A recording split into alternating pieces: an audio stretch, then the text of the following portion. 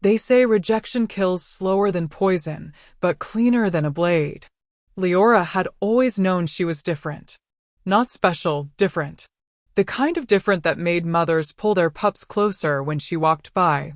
The kind that turned her name into a whisper, a warning, a curse muttered behind closed doors. Hey, beautiful souls. Welcome back to the channel, or if you're new here, welcome to the pack. I'm so glad you're here with me today. Quick question before we dive into this story. Where in the world are you watching from? Drop your city or country in the comments. I love seeing where my pack members are tuning in from. And hey, if you haven't already, smash that subscribe button because trust me, you're going to want to see how this story ends. Now, let's get into it. The night air tasted like iron and cedar as Liora stood in the center of the ceremonial circle, every pair of eyes in the silver fong pack burning into her skin. The bonfire crackled behind her, casting long shadows that made the wolves surrounding her look more like monsters than protectors. She was 20 years old and had never shifted. Not once. In a world where your wolf defined your worth, Liora had none. Her body was too fragile, her bones too brittle. She'd broken her wrist twice just from training, if you could call the pitiful attempts at combat training. The pack healers said her wolf was dormant. The kinder members said she was a late bloomer. The rest called her broken. But tonight, none of that mattered. Because tonight, the moon goddess herself had spoken. Elder Marin stood at the edge of the circle, her silver hair gleaming in the firelight, her voice ringing out across the clearing with an authority that silenced even the wind. The goddess has revealed the sacred bond, Marin announced, her ancient eyes fixed on Liora with something that looked almost like pity. Liora of the Silver Fong Pack and Alpha Garrick Thorn. The words fell like stones into still water. Fated mates. Liora's heart stopped. Around her, the pack erupted. Gasps. Murmurs. A few choked laughs quickly swallowed down. She could feel the disbelief radiating from every direction, thick and suffocating. And standing across from her, tall and devastating in the firelight, was Garrick. Alpha Garrick Thorn, 6'4" of raw power and lethal grace. Eyes the color of a winter storm. A jaw carved from stone and a presence that commanded submission without a single word. He was everything an alpha should be. Strong, cunning, feared, and respected. And he was looking at her like she'd just stabbed him. Liora's breath came in short, shallow gasps. She wanted to run. Wanted to disappear. But her feet were rooted to the ground, her eyes locked on his, searching desperately for something: acceptance, warmth, recognition. Anything. His expression was unreadable. Cold. Garrick. Her voice came out barely above a whisper, but in the silence, it carried. I know this isn't what you expected, but the goddess made a mistake. His voice was ice. The world tilted. Liora felt the ground shift beneath her, felt her chest crack open as if he'd reached in and torn her heart out with his bare hands. What? The word escaped her lips, broken and small. Garrick stepped forward, and the crowd parted for him like water. He moved with that predatory grace, every inch of him radiating dominance, power, control. When he stopped in front of her, she had to tilt her head back to meet his eyes. Those storm gray eyes were hard. Resolved. I, Alpha Garrick Thorn of the Silver Fong Pack, he said, his voice loud enough for every wolf to hear, reject you, Liora, as my mate and Luna. The bond snapped. It felt like lightning tearing through her chest, burning her from the inside out. Liora gasped, stumbling backward, her hand flying to her heart as pain, white-hot and unbearable, radiated through every nerve. She couldn't breathe. Couldn't think. The world blurred around her, the faces of the pack melting into a sea of judgment and disgust. She heard laughter. Heard someone say, of course he rejected her. What did she expect? Garrick's face remained impassive. He didn't flinch. Didn't soften. He just stood there, watching her fall apart, and did nothing. Garrick, please, she hated how her voice broke. hated the tears burning in her eyes. Why? For a moment, just a moment, something flickered in his gaze. Regret, maybe. Guilt. But then it was gone. You're weak, Liora, he said quietly, so only she could hear. Aluna needs to be strong. You'd be a liability. A weakness. And I can't afford that. Each word was a blade. She wanted to scream. Wanted to tell him he was wrong, that she was more than her wolf, that the goddess wouldn't have chosen her if she wasn't meant to be his. But the words died in her throat. Because deep down, she'd always believed it too. That she was nothing. That she didn't belong. That she was a mistake. Garrick turned his back on her and walked away. The crowd swallowed him, and just like that, it was over. Liora stood alone in the center of the circle, trembling, broken, and utterly destroyed. No one came to her. No one offered comfort. They just stared. She left that night. No goodbyes. No explanations. She simply walked into the forest, past the boundary markers, past the safety of pack lands, and into the forbidden territory beyond. The place where rogues and exiles roamed. Where the wild things hunted. Where wolves went to die. Liora didn't care. If the world wanted her gone, then she'd disappear. And maybe, just maybe, she'd finally stop feeling anything at all. But here's the thing about the broken. They either stay shattered, or they rebuild themselves into something the world has never seen before. And Liora? She was about to become a nightmare. 3 years earlier. Before the rejection. Before the pain. Before everything shattered. Liora had been different, yes, but she hadn't always been broken. She remembered a time when her mother was still alive, when the small cottage at the edge of pack territory felt like home instead of exile. Her mother, Alara, had been an Omega too, but a rare one, gentle, kind, and blessed with a gift for healing that made her invaluable to the pack. You have a purpose, little moon, her mother used to whisper, brushing Leora's dark hair back from her face. The goddess doesn't make mistakes. Your wolf will come when you're ready. When she's ready. But Alara died when Liora was 17. A rogue attack on the border. She'd been tending to wounded warriors when a second wave hit.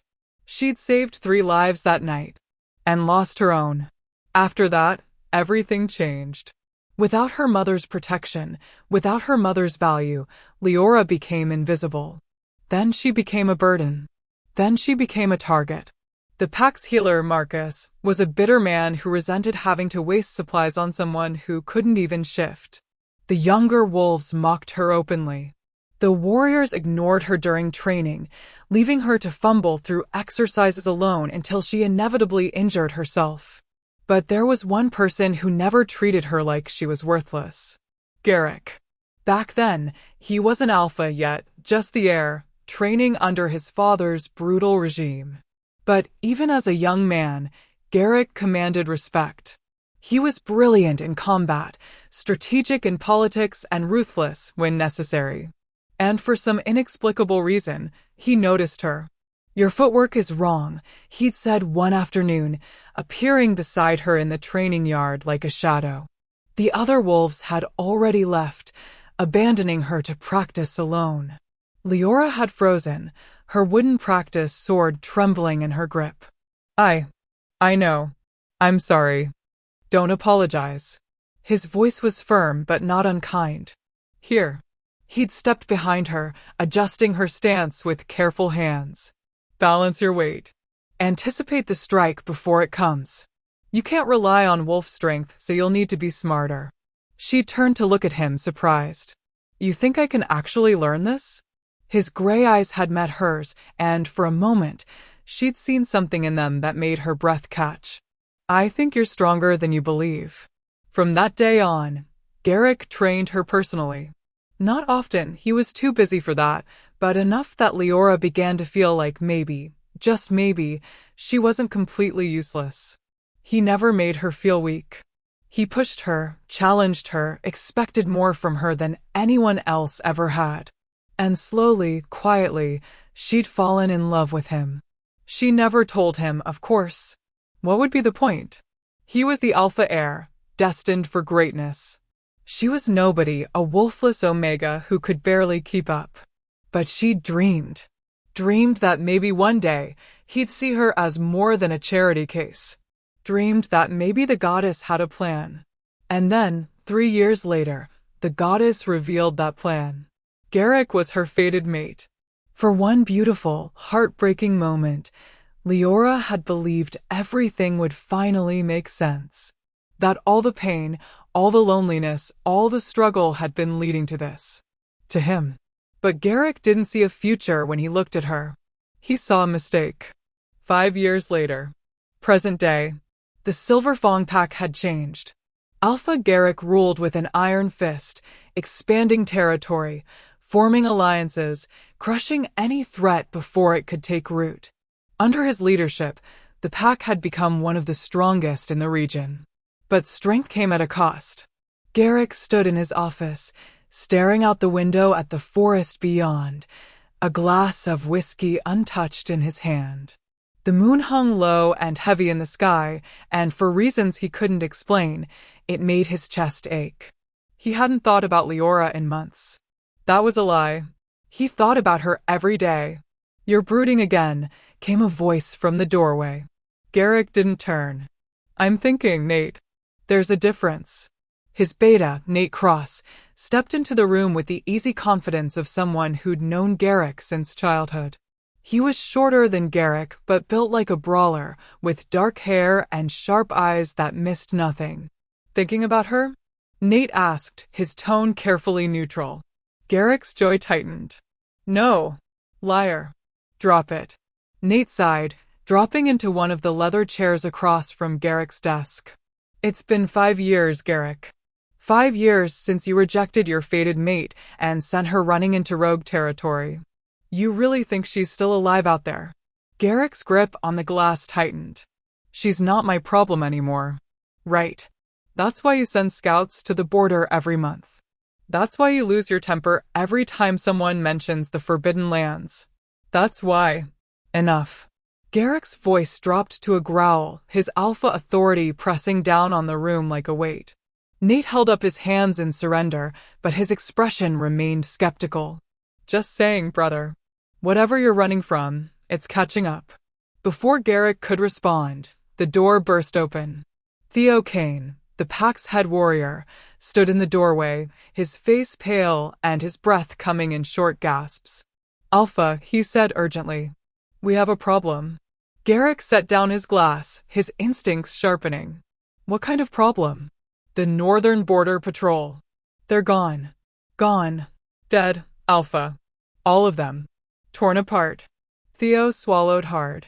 "And there's a message carved into one of the trees." Garrick's blood went cold. "What does it say?" Theo's voice was barely a whisper. "The Queen is coming." The room fell silent. Garrick's mind raced. The Queen. That's what the rogues called their leader, a mysterious figure who'd united the outcasts, the exiles, the broken wolves that no pack would take.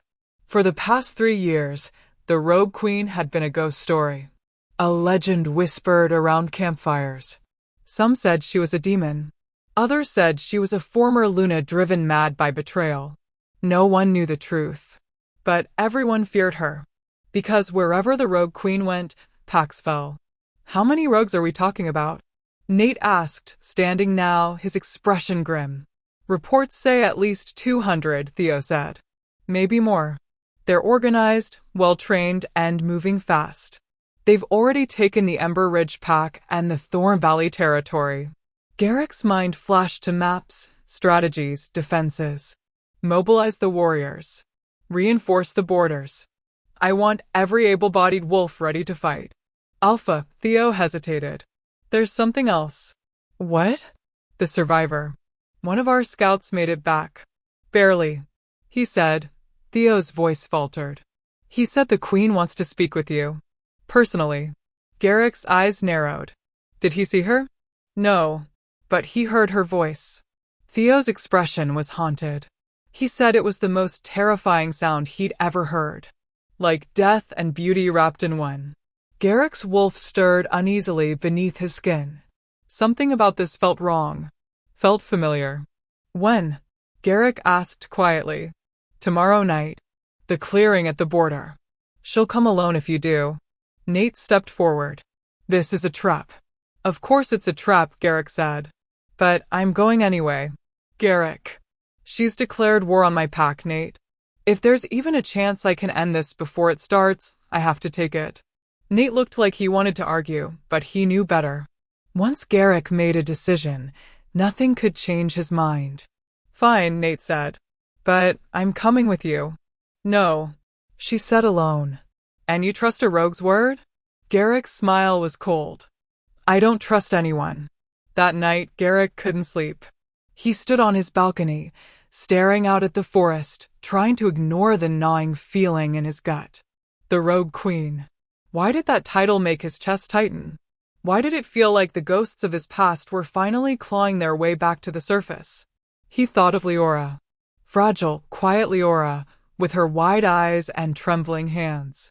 He'd rejected her to protect the pack. To protect himself. Because the truth was, he'd been terrified. Terrified that if he accepted her, he'd become weak. That his enemies would see her as a vulnerability and exploit it. That he'd fail as Alpha because he'd be too busy protecting someone who couldn't protect herself. So he'd cut her loose. And he'd told himself it was the right choice. But sometimes, late at night, he still heard her voice. Why? He'd never answered her. Because the real answer was too painful. Because I'm a coward. Garrick closed his eyes, exhaling slowly. Tomorrow, he'd meet the Rogue Queen. Tomorrow, he'd end this threat.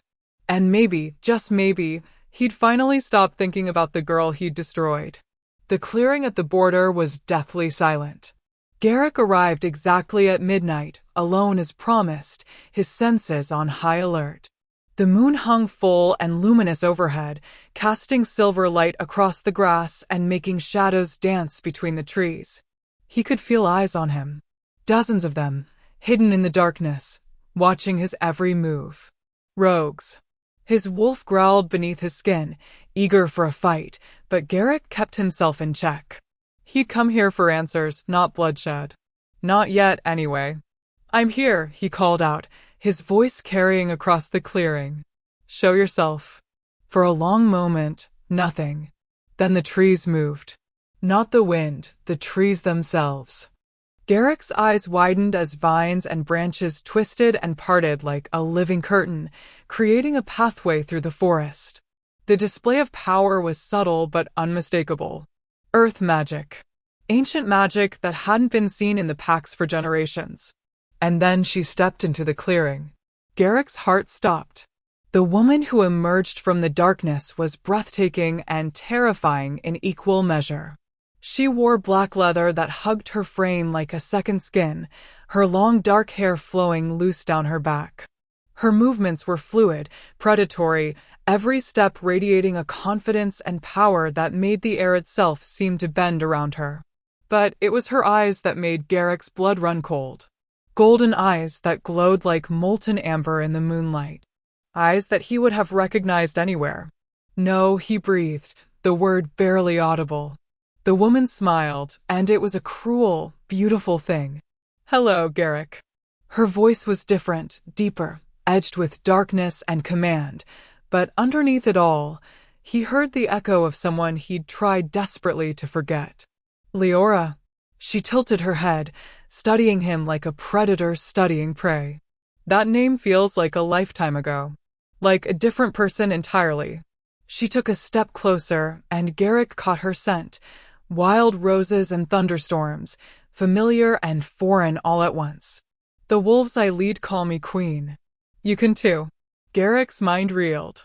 This couldn't be real. Liora had been fragile, broken, weak. The woman standing before him radiated power that rivaled his own, no, that exceeded his own. How? He managed, his voice rough. How is this possible? Liora, no, the queen laughed, and the sound sent chills down his spine. You want to know how the weak little Omega you threw away became this? She spread her arms wide, and the earth beneath their feet trembled in response. You want to know what happens when you abandon someone in the place where monsters are born? Vines erupted from the ground around her, twisting and writhing like serpents, glowing with an ethereal green light. I survived, Garrick. And in surviving, I discovered something wonderful. Her golden eyes locked onto his. I was never broken. I was dormant, waiting. And the moment you severed our bond, the moment you cast me out, you broke the seal that was holding my true nature back. Garrick's throat went dry. What are you? I'm what your ancestors feared. She stepped closer, close enough now that he could see the faint scars on her neck, the marks of survival etched into her skin. I'm a child of the first moon. A bloodline so ancient, so powerful, that the Pax tried to erase us from history. She raised her hand, and the moonlight seemed to gather in her palm, coalescing into a sphere of pure silver energy. My mother sealed my abilities when I was born. She knew what the Pax did to our kind, hunted us, killed us, feared us. So she made me appear weak. Made me appear human. To protect me. Liora's expression darkened. But you rejected me anyway. The sphere of moonlight dissolved, and she lowered her hand. So I stopped hiding. Garrick's wolf was going insane inside him, torn between submission and aggression, between terror and something else, something that felt dangerously close to longing. Because despite everything, despite the power, the danger, the threat, his wolf still recognized her. Mate. Liora, he said carefully, I know I hurt you. I know what I did was what? She cut him off, her voice sharp as a blade. Wrong? Cruel? Unforgivable. She laughed bitterly. You don't get to apologize, Garrick. You don't get to explain. You made your choice 5 years ago. I was trying to protect the pack. You were protecting yourself. Her shout echoed across the clearing, and the rogues hidden in the trees shifted restlessly. You were afraid that having a weak mate would make you look bad, that it would undermine your authority. So you chose your pride over your fated mate. Every word hit like a physical blow because they were all true. You're right, Garrick said quietly, and the admission clearly surprised her. You're absolutely right. I was a coward. I was selfish. And I've regretted it every single day since. Liora's eyes flashed dangerously. Regret doesn't bring back the girl you destroyed, Garrick. Regret doesn't undo 5 years of pain and suffering and learning how to survive in a world that wanted me dead. Then what do you want? Garrick demanded, his own anger rising now. Why bring an army to my borders? Why threaten my pack? If you want revenge, then take it. Fight me. Kill me. But leave them out of this. How noble, she said mockingly. The alpha willing to sacrifice himself for his pack. How very heroic. She circled him slowly, and Garrick forced himself not to track her movement, not to show weakness. But I don't want you dead, Garrick. That would be too easy. Too quick. She stopped directly in front of him, so close he could feel the heat radiating from her skin. I want you to feel what I felt. I want you to watch everything you built crumble. I want you to know what it's like to be powerless while the world tears you apart. Her golden eyes bore into his, and for a moment, Garrick saw past the rage and the power to the hurt beneath. To the girl he'd broken. Liora, please. I'm giving you one chance, she interrupted. Surrender the Silverfang territory to me. Disband your pack. And I'll let your wolves join mine as equals.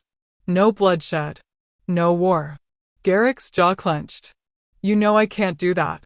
Can't? Or won't. I won't abandon my pack. How ironic, she said softly, coming from the man who abandoned his mate. The words hung in the air between them, heavy and damning. Garrick felt something crack inside his chest, the same place where the mate bond had been severed 5 years ago. It had never fully healed. He'd convinced himself it had, but standing here now, facing her, he realized the wound had just been festering. Waiting. Then we're at war, Liora said, stepping back. I'll give you 3 days to prepare.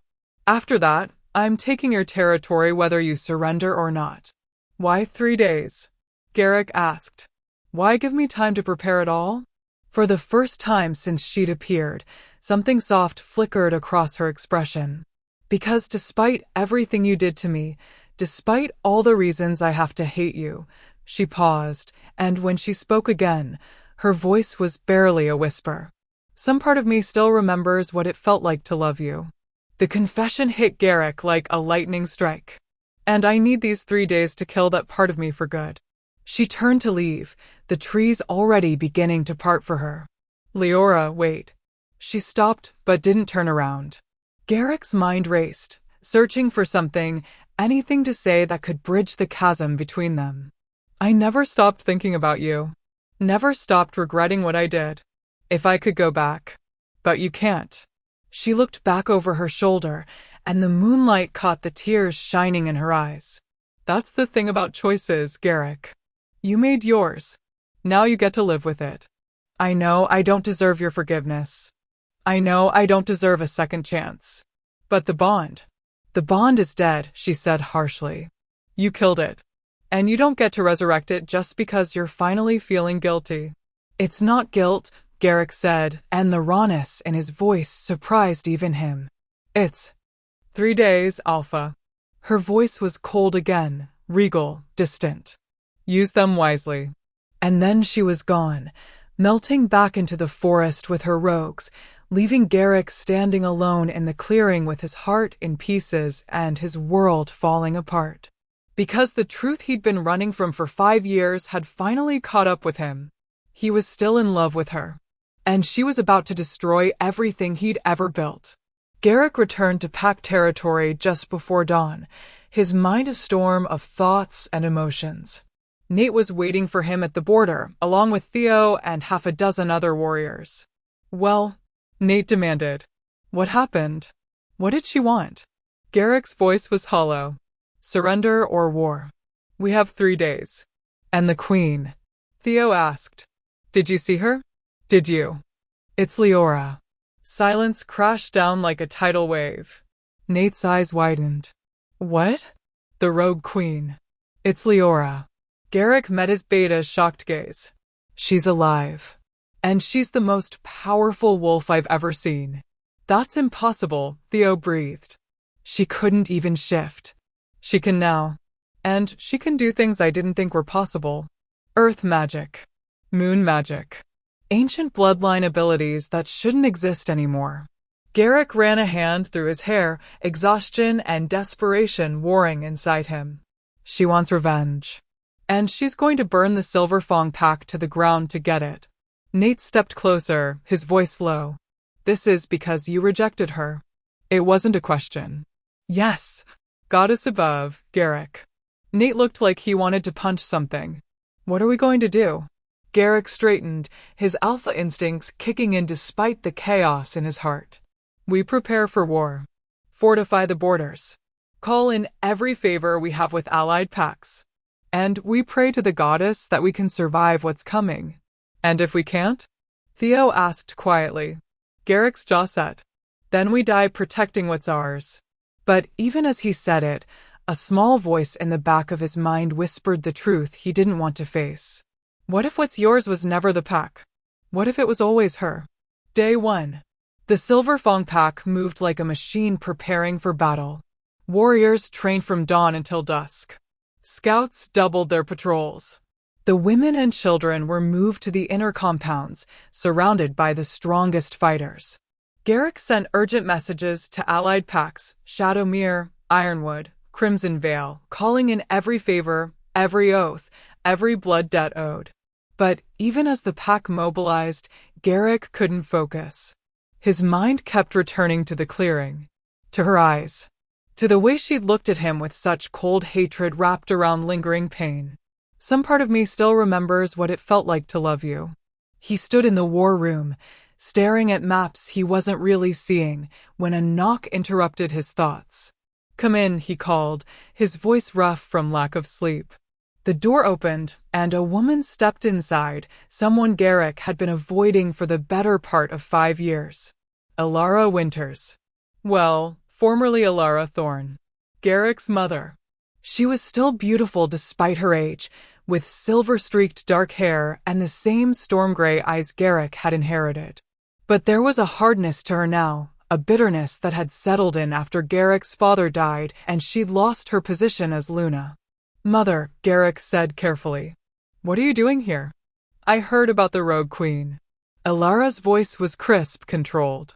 "I heard about her ultimatum." "Then you know we're preparing for war." "I also heard a rumor." Ilara's eyes narrowed. "A ridiculous rumor that the Rogue Queen is actually that pathetic Omega you rejected 5 years ago." Garrick's jaw tightened. "It's not a rumor. It's the truth." Ilara's expression twisted with disgust. "That's impossible. That girl could barely stand without breaking something. She was worthless." "Don't." Garrick's voice dropped to a growl, his alpha authority filling the room. "Don't speak about her like that." Ilara blinked, clearly surprised by his reaction. "You rejected her, Garrick. You agreed she was too weak to be Luna. Why are you defending her now?"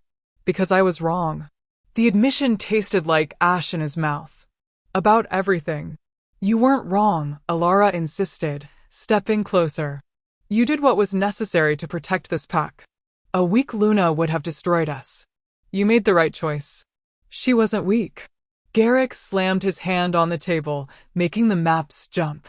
"She was sealed. Her abilities were hidden to protect her, and I was too blind and too proud to see past the surface. And now she's threatening to destroy everything you've built," Ilara shot back. "Does that sound like someone worth defending?" Garrick turned away, his hands bracing against the table. "She has every right to her rage. I broke her. I humiliated her. I sent her into the wilderness to die. She's a rogue now, Garrick. An enemy. You can't let sentiment cloud your judgment." "It's not sentiment." He looked back at his mother, and for the first time in years, he let her see the truth in his eyes. "She's my mate. She'll always be my mate. And I destroyed that bond because I listened to fear instead of my heart." Ilara's face hardened. "Then you're a fool. And if you let that bond compromise your duty to this pack, you'll be a dead fool." She turned and walked out, leaving Garrick alone with his guilt and his maps and his impossible choices. Meanwhile, in the rogue camp deep in the Forbidden Forest, Liora stood before her war council. They met in a massive clearing surrounded by ancient trees, where fire pits burned and makeshift shelters housed hundreds of rogues, wolves who'd been cast out, abandoned, or broken by the pack system. Liora had found them one by one over the past 5 years.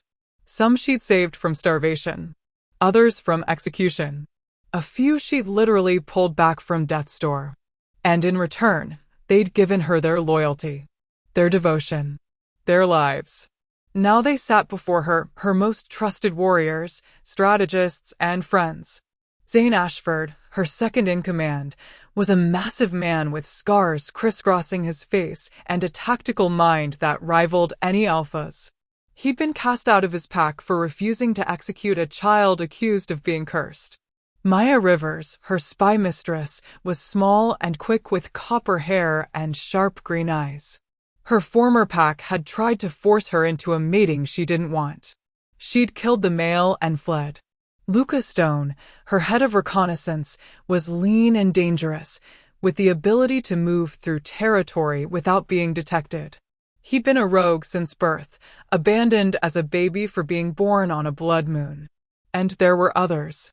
Dozens of them. Each with their own story of betrayal, pain, and survival.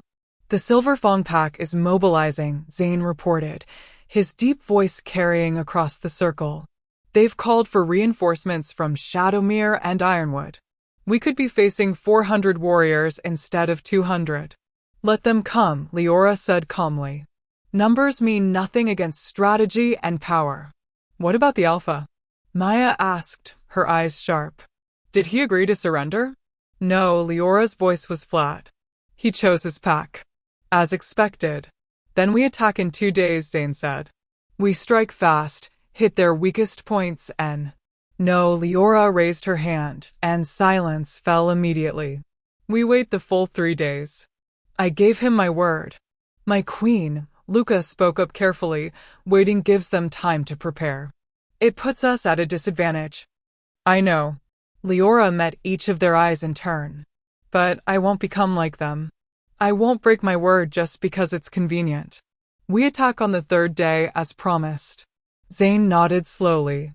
As you command. Maya leaned forward. May I ask you something, my queen? Of course. When you faced him, the Alpha who rejected you, did you feel anything? The question hung in the air. Liora was quiet for a long moment, staring into the fire pit at the center of the circle. I felt everything, she finally admitted, her voice soft. Rage, pain, hatred. And underneath it all, she closed her eyes. I felt the echo of what we could have been. Do you still love him?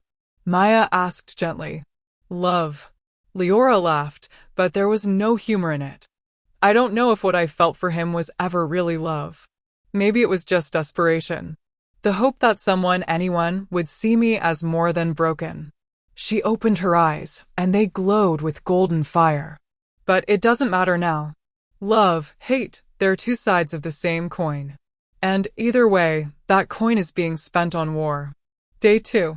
Garrick barely slept. Every time he closed his eyes, he saw Liora, both versions of her. The fragile girl with trembling hands and hopeful eyes. And the terrifying queen with golden wolf eyes and power that could shake the earth. He wondered which version was real. Or if they both were. Nate found him at dawn, standing on the training grounds watching the warriors prepare. You look like hell, Nate said bluntly.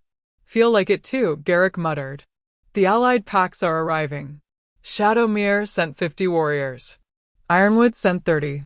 Crimson Vale is still considering. Not enough. I know. Nate hesitated.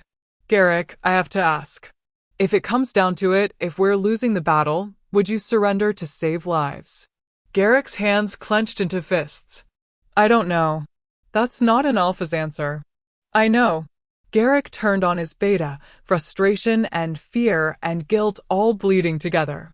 I know what I should do. I should fight until my last breath. I should protect the pack above everything else.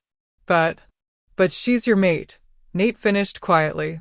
A bond one destroyed with my own hands. Maybe. Nate crossed his arms. Or maybe it's just dormant. Like her wolf was. Garrick stared at him. What are you saying? I'm saying you felt something when you saw her. Your wolf recognized her. Maybe the bond can't be killed as easily as you think.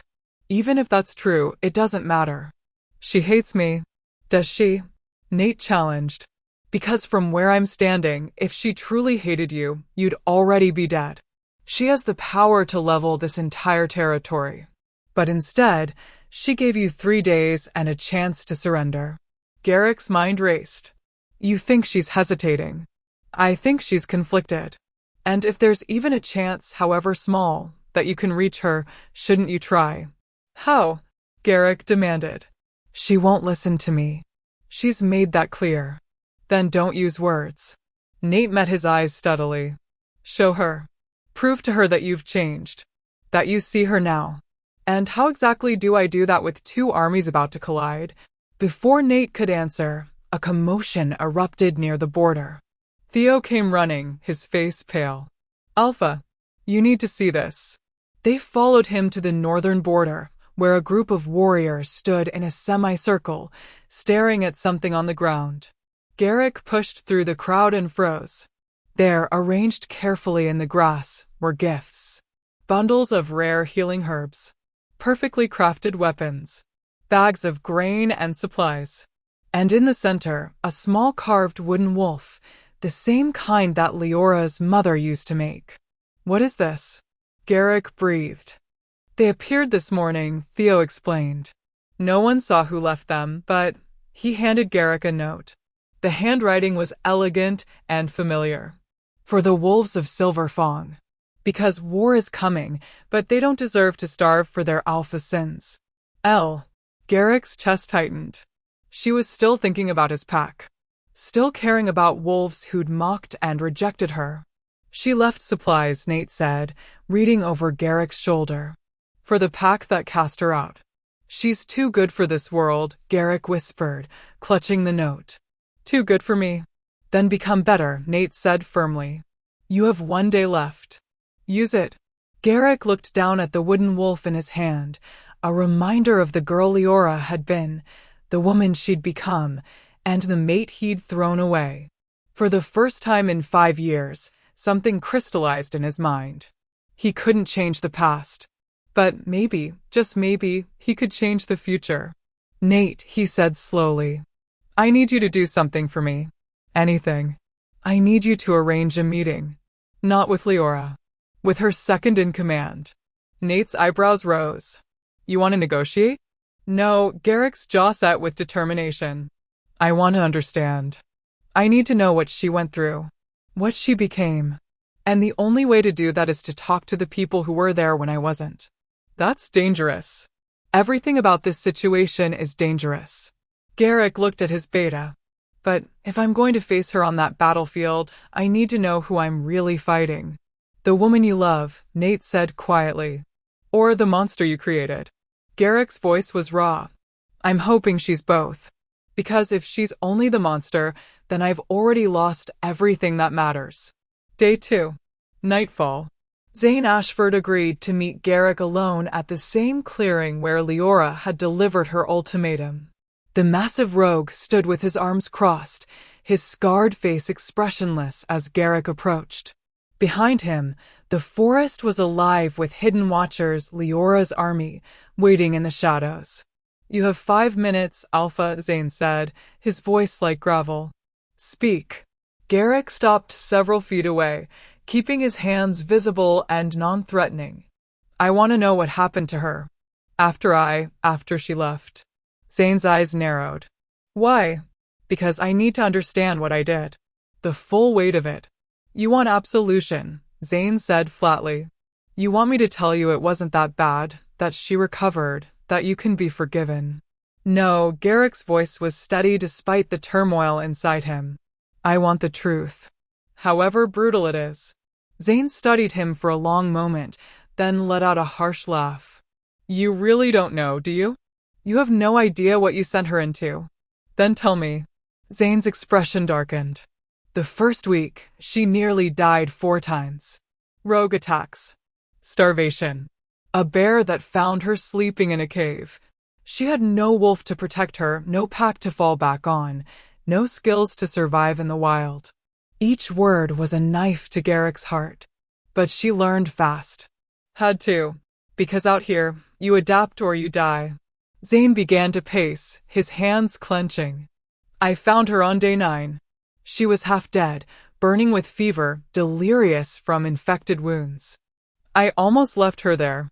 One more dead Omega wasn't my problem. What changed your mind?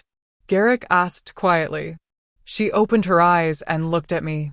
And she said, if you're going to kill me, make it quick. I'm tired of suffering. Zane's jaw clenched. She wasn't afraid. Wasn't begging. She was just done. And I saw myself in her. Another wolf the packs had thrown away like garbage. Garrick felt something crack deeper inside his chest.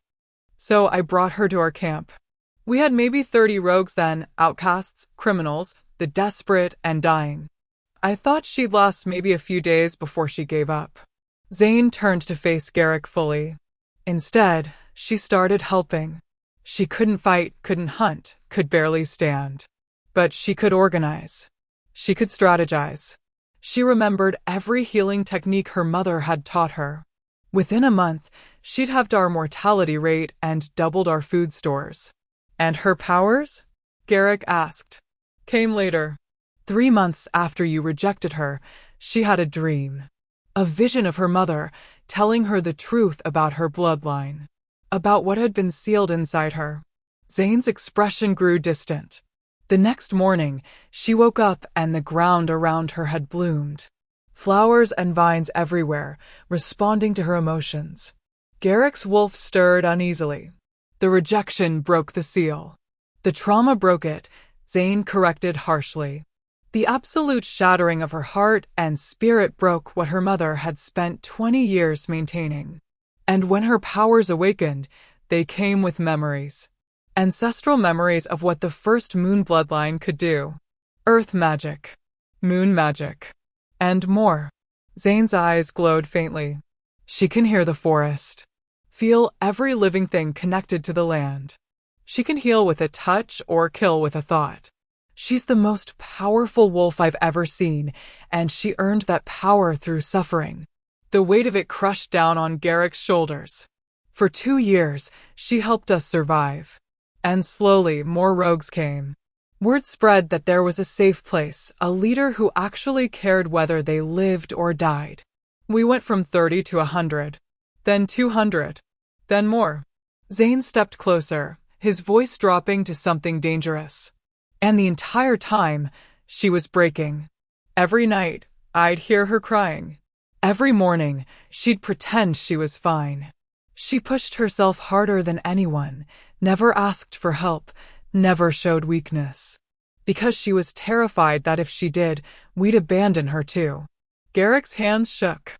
I did that to her. Yes, you did. Zane's words were merciless. You took a girl who already believed she was worthless and confirmed it. You made her think she wasn't enough. That she'd never be enough. I was wrong. You were a coward. Zane's shout echoed across the clearing. You had a gift from the goddess herself, a fated mate, a bond that only comes once in a lifetime, and you threw it away because you cared more about appearances than about her. Garrick couldn't argue, couldn't defend himself, because every word was true. She still loves you, you know, Zane said, and his voice was almost pitying now. Or at least, part of her does. The part she's trying to kill. And watching her try to rip that love out of herself is like watching her die all over again. I need to talk to her, Garrick said desperately. I need to. No, Zane's voice was final. She gave you 3 days. She's giving you a chance to surrender and save your wolves. That's more mercy than you deserve. I can't just give up my pack. Then fight. Zane turned to leave. But know this, Alpha. When you face her on that battlefield, you're not fighting the Rogue Queen. You're fighting the woman you created when you destroyed the girl you were meant to love. He disappeared into the forest, leaving Garrick alone with the truth. And the truth was unbearable. Garrick returned to pack territory with his heart in pieces and his mind racing. He found Nate waiting in his office, along with someone unexpected. Marin, the pack's eldest elder and the woman who'd revealed the mate bond 5 years ago. Marin, Garrick said, surprised. What are you doing here? The old woman's eyes were sad but knowing. I heard about the Rogue Queen. About Liora. Then you know what's coming. I know what's already happened. Marin stood slowly, leaning on her staff. And I know the truth you've been running from, Alpha. The truth I should have told you 5 years ago. Garrick froze. What truth? Marin sighed heavily. Liora's mother, Alara, came to me when Liora was born. She told me about the bloodline, about the seal. She made me swear to never reveal it unless absolutely necessary. Why? Garrick demanded. Because the first moon bloodlines were hunted to extinction centuries ago. Packs feared their power, their connection to ancient magic. They killed entire families to prevent that power from resurging. Marin's voice shook. Alara sealed Liora's abilities to save her life. And I kept that secret to honor Alara's sacrifice. You knew, Garrick breathed. You knew she wasn't weak. You knew what she really was. I knew she had the potential for power. I didn't know if it would ever awaken. Marin looked at him with ancient, knowing eyes. But when the goddess revealed your bond, I hoped. I prayed that you would see past the surface, that you would trust in the goddess's wisdom. And I failed. Garrick's voice was hollow. Yes. Marin didn't soften the blow. You chose fear over faith, pride over love. And in doing so, you set in motion the very destruction you were trying to avoid. Garrick sank into his chair, his head in his hands. How do I fix this? I don't know if you can, Marin said honestly. The bond was severed. The damage was done. Liora has spent 5 years rebuilding herself without you. But the mate bond, it can't truly die, can it? Garrick looked up desperately. My wolf still recognizes her. Still wants her. Marin was quiet for a long moment. The mate bond is eternal, Alpha. Even rejection can't fully destroy it. It can be buried, suppressed, ignored, but it never truly dies. Not while both souls still live. Then there's a chance. There's always a chance, Marin said. But chance requires choice. And you've already proven what choice you make when faced with difficulty. The words stung because they were meant to. What would you have me do? Garrick asked. That's not for me to decide. Marin moved toward the door, then paused. But I will tell you this. Liora didn't come back to destroy you, Garrick. She came back to test you. To see if you've changed. To see if you're finally worthy of what the goddess tried to give you. And if I'm not? Marin's smile was sad. Then she'll burn your world to ash and rebuild something better from the ruins. She left, and Garrick was alone with Nate and the crushing weight of his choices. What are you going to do? Nate asked quietly. Garrick stood, moving to the window that overlooked his territory. The pack moved below warriors, families, children. His responsibility. His burden. His excuse. I'm going to do what I should have done 5 years ago, he said finally. Which is? Garrick turned to face his beta, and for the first time in 5 years, there was absolute certainty in his eyes. I'm going to choose her. Nate's eyebrows rose. You're going to surrender? No, Garrick's voice was steel. I'm going to fight. But not against her. Not anymore. I don't understand. You will. Garrick grabbed his coat. Tomorrow, when she comes for war, I'm not going to meet her as an enemy. I'm going to meet her as what I should have been from the beginning. And what's that? Garrick's smile was fierce and determined and terrified all at once. Her mate. Her partner. Her equal. And if she kills you for it? Then I'll die knowing I finally did the right thing. Day 3. Dawn. Liora stood at the edge of the rogue camp, watching the sunrise paint the sky in shades of gold and crimson. Behind her, her army prepared for war. Ahead of her, somewhere beyond the trees, Garrick was waiting. Maya approached silently, standing beside her queen. The warriors are ready. We can move within the hour. Good. Are you ready? Liora was quiet for a long moment. I've been ready for 5 years. That's not what I asked. Maya's voice was gentle. Are you ready, Liora? To face him again. To potentially destroy him. I have to be. Leora's hands clenched. This is what I've been building toward. What I've been surviving for. Revenge. Justice, Liora corrected. But even to her own ears, the words sounded hollow. Maya touched her arm gently. You know you don't have to do this. We could turn around. Find new territory. Build a life that has nothing to do with Garrick or the Silverfang pack. And let him get away with what he did? Leora's eyes flashed gold. Let him continue ruling, continue living, continue thriving while I'm still carrying the scars? He's carrying scars too, Maya said softly. I saw it in his eyes when you faced him. He's been suffering just like you have. Good. Leora's voice was hard. He should suffer. He should know what it feels like. And then what? After you've made him suffer, after you've destroyed his pack, then what? Will you finally be free? The question hung in the air. Liora didn't have an answer. Because deep down, in a place she refused to acknowledge, she knew the truth. Destroying Garrick wouldn't heal her. It would just leave her empty. But she'd come too far to turn back now. We move at noon, Liora said, her voice ringing with authority. Assemble the warriors.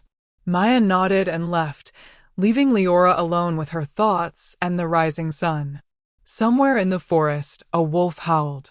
And Leora's heart clenched with a pain that had nothing to do with old wounds and everything to do with the battle ahead. The battle where she'd face the man who broke her. The man who, despite everything, she'd never truly stopped loving. Day 3. Noon. The battlefield was a wide clearing between territories, neutral ground where the forest opened up to rolling hills and ancient stone ruins. Garrick stood at the front of his forces. Behind him, 280 wolves from Silverfang, Shadowmere, and Ironwood stood ready. Warriors in both human and wolf form, positioned strategically across the field. But Garrick's eyes were fixed on the tree line opposite them. Waiting. Nate stood beside him, tense and alert. This is insane, you know that, right? Completely, Garrick agreed. And you're sure about this plan? Not even a little bit. Nate let out a breath that was half laugh, half groan. Well, at least you're honest. Then the forest moved. They emerged like shadows given form, rogues pouring from the trees in perfect formation. 200 wolves, maybe more, each one battle-scarred and deadly. They moved with a precision that spoke of brutal training and absolute loyalty. And at their head, riding a massive black wolf that had to be Zane in his shifted form, was Liora. Garrick's breath caught.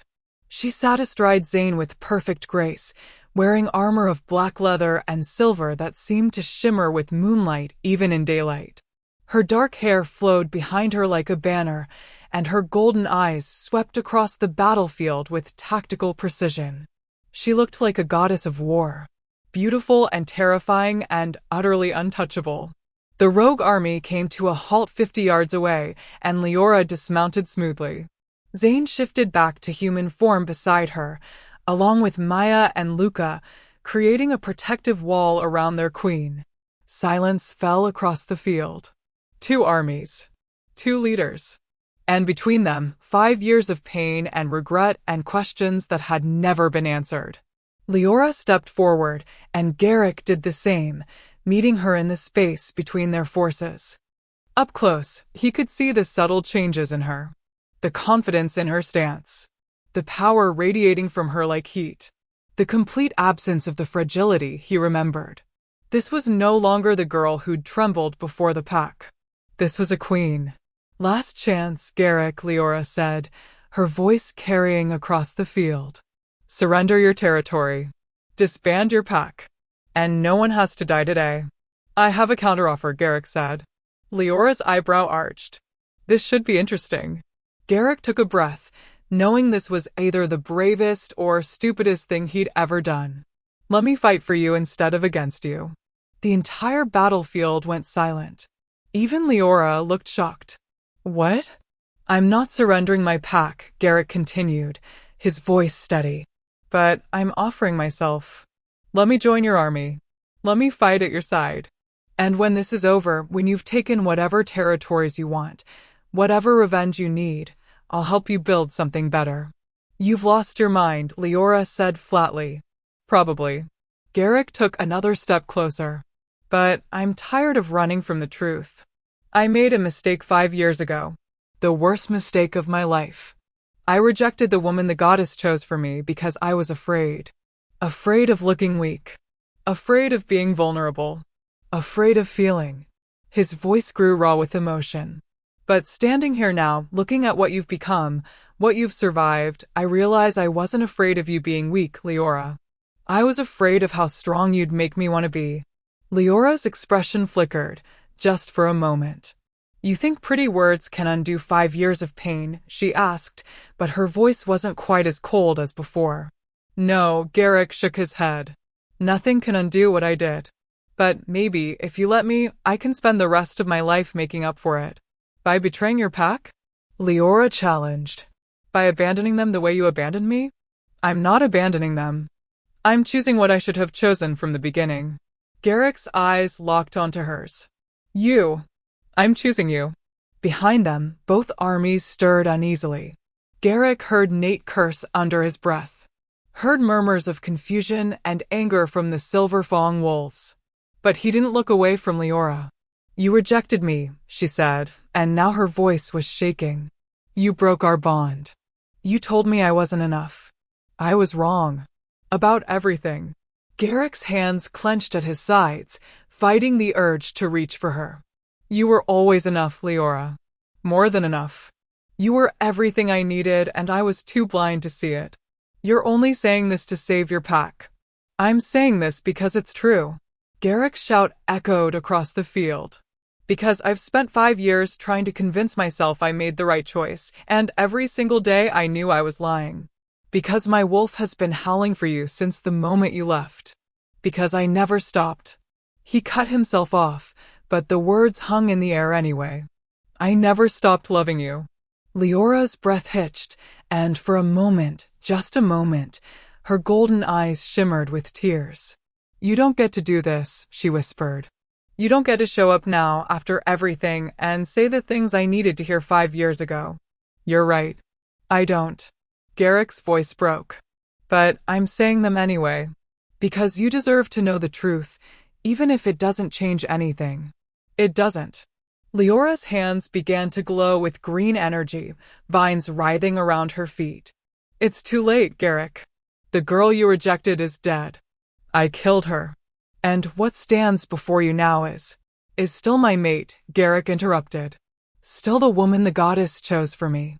Still the most powerful, most incredible person I've ever known. Leora's power flared, the earth trembling beneath them. Stop, she said, her voice desperate now. Stop saying things that make me want to believe you. Why? Garrick challenged.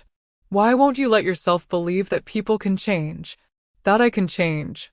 Because I've seen what happens when I trust people. Leora's shout was raw with pain. I trusted my pack and they mocked me. I trusted the goddess and she bound me to someone who broke me. I trusted you and you destroyed me. Tears were streaming down her face now and she didn't bother to hide them. So no, Garrick. I won't believe you. I won't let you in. I won't make myself vulnerable again just so you can shatter me when it's convenient. Then don't trust me, Garrick said. Test me. Challenge me. Make me prove that I've changed. How? Liora demanded. How could you possibly prove? Take my life. The words fell like a bomb. Everyone froze. What? Liora breathed.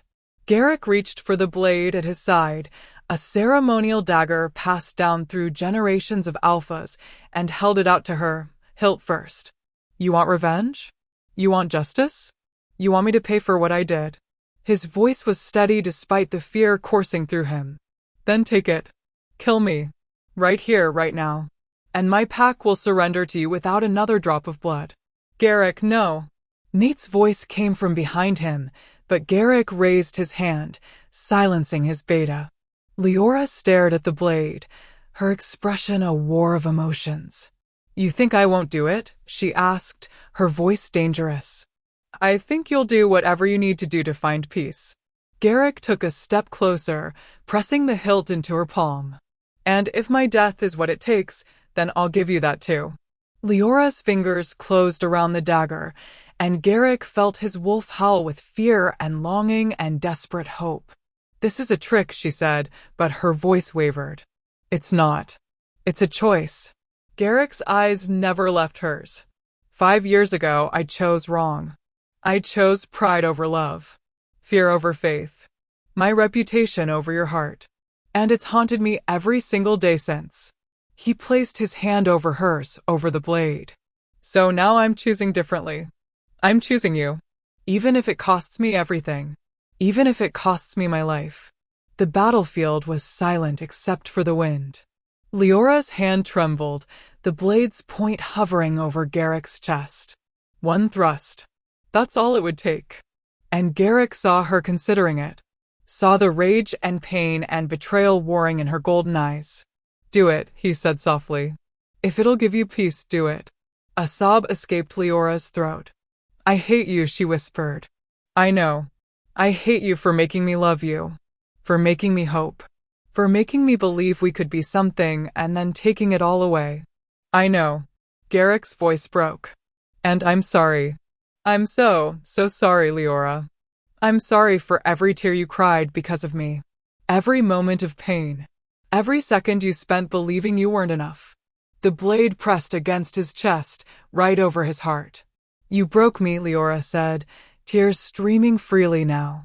Yes, you made me into this. Into someone who leads armies. Someone who burns packs to the ground. Someone who doesn't know how to be soft anymore because soft gets you killed. I know. Garrick's own eyes were wet now. And I would give anything to take it back. To have been the mate you deserved. The man you needed. Leora's whole body shook. And then, with a cry of anguish, she threw the blade aside. It clattered to the ground between them, useless. I can't, she gasped, backing away. I can't do it. Even after everything, I can't. She couldn't finish. Because the truth was too painful. She still loved him. Despite the rejection. Despite the years of pain and survival and rebuilding herself into something harder. Despite everything. Some part of her still loved Garrick Thorne. And that realization broke her all over again. I hate you, she said again, but this time it sounded like a prayer. A plea. I know, Garrick said gently, taking a step toward her. Don't. Liora raised her hand, power crackling around her fingers. Don't come closer. Don't look at me like that. Don't. Don't what? Garrick asked. Don't love you? Because that's not something I can stop, Liora. Trust me, I've tried. You don't love me, she said desperately. You love the idea of me. The fated mate. The bond. But you don't know who I am now. What I've become. You're wrong. Garrick's voice was certain. I know exactly who you are. You're the woman who saved dozens of rogues from death. Who built an army based on loyalty and care instead of fear.